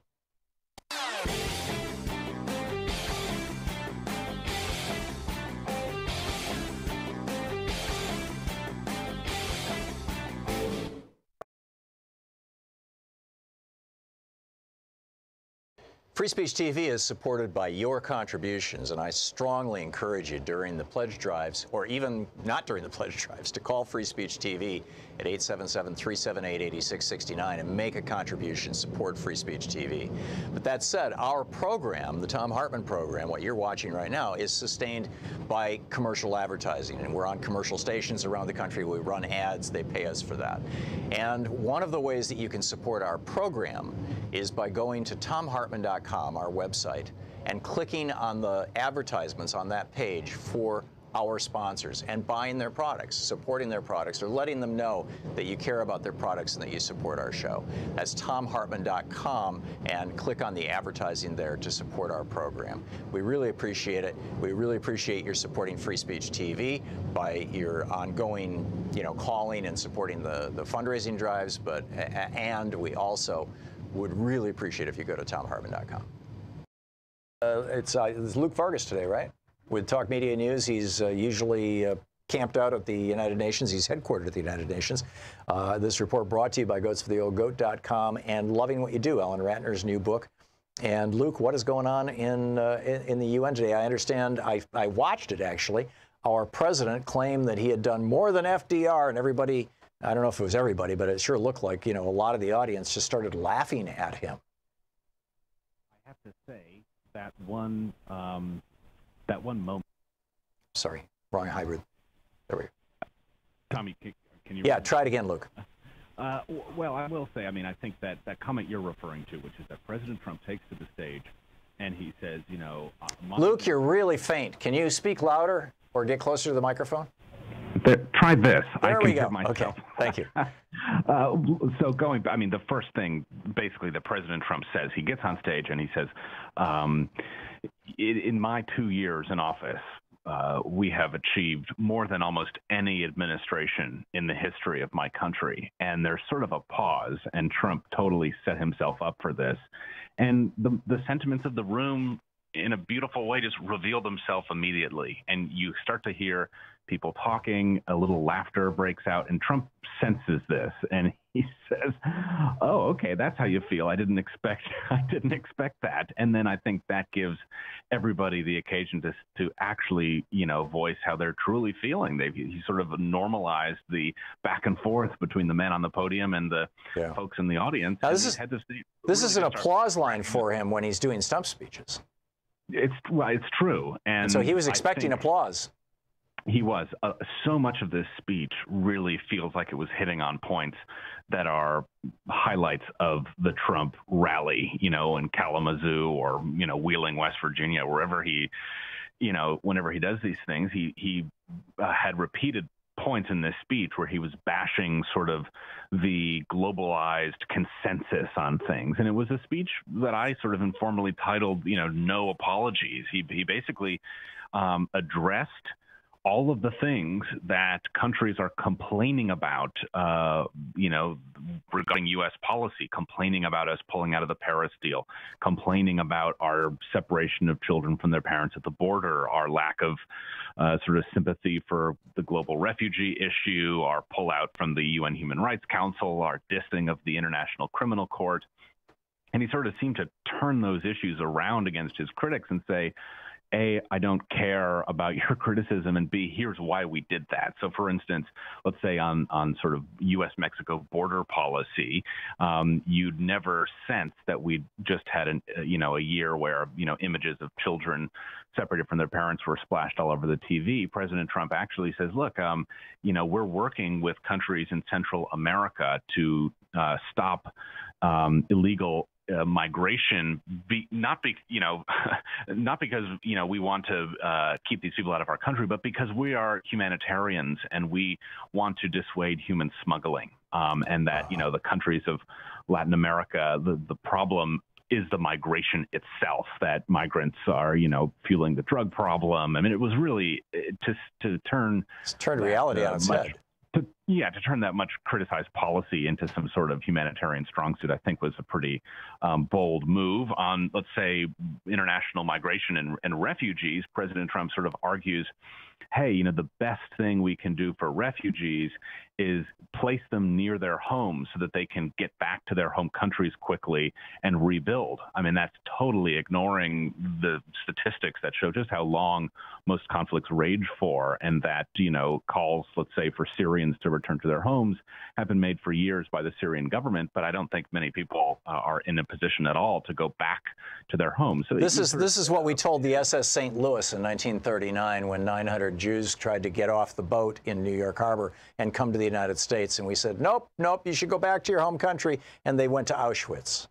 Exactly. And so I could cite a number of other examples of this, but I will say, we were told this speech was written in large part by Stephen Miller, the president's sort of whisperer on the border policy, sort of the anti-migration architect. That does not surprise me at all. And there is this line that I think will be quoted in the history books where Trump is sort of summing up his philosophy of American power projection. And he says, here's a quote, America is governed by Americans. We reject the ideology of globalism. We embrace the doctrine of patriotism. Basically saying, hey, this is much like the sovereignty message that they were using a lot last year, and they're repeating again this year. Look, countries need to do everything they can to protect themselves from their critics, right? From the nagging globalists. Lucky Lindbergh is alive and well. Exactly. It was a pretty stunning message, and I think it's a tough sell in the UN, at least publicly. I mean, a lot of leaders come here and they speak very highly about human rights and environmental protection and, sticking up for the rights of minorities, and then I'm sure they go home to their countries and do anything but that. But it is disconcerting for the United States of all countries to get up on stage and basically say, we don't really care about international norms. He even said about the UN Human Rights Council, hey, we left, we hoped this council would change its policies, but they're still being mean to our many friends. He wants a world where, if you're close to the U.S., you're immune from that kind of criticism. It's quite a lot to take in. Quit picking on the Saudis. It's amazing. Luke Vargas, thank you, Luke. Good talking with you. And thank you for being with us today. It's been a fascinating day, and I think tomorrow is going to be even more interesting. This week is kind of winding down weird, or winding up weird, or whatever. So same time, same bat place, right? Tomorrow. And don't forget, democracy is not a spectator sport. It requires you. Get out there, get active, tag, you're it. We'll see you tomorrow. You've been listening to Thom Hartmann. For audio and video archives, visit thomhartmann.com.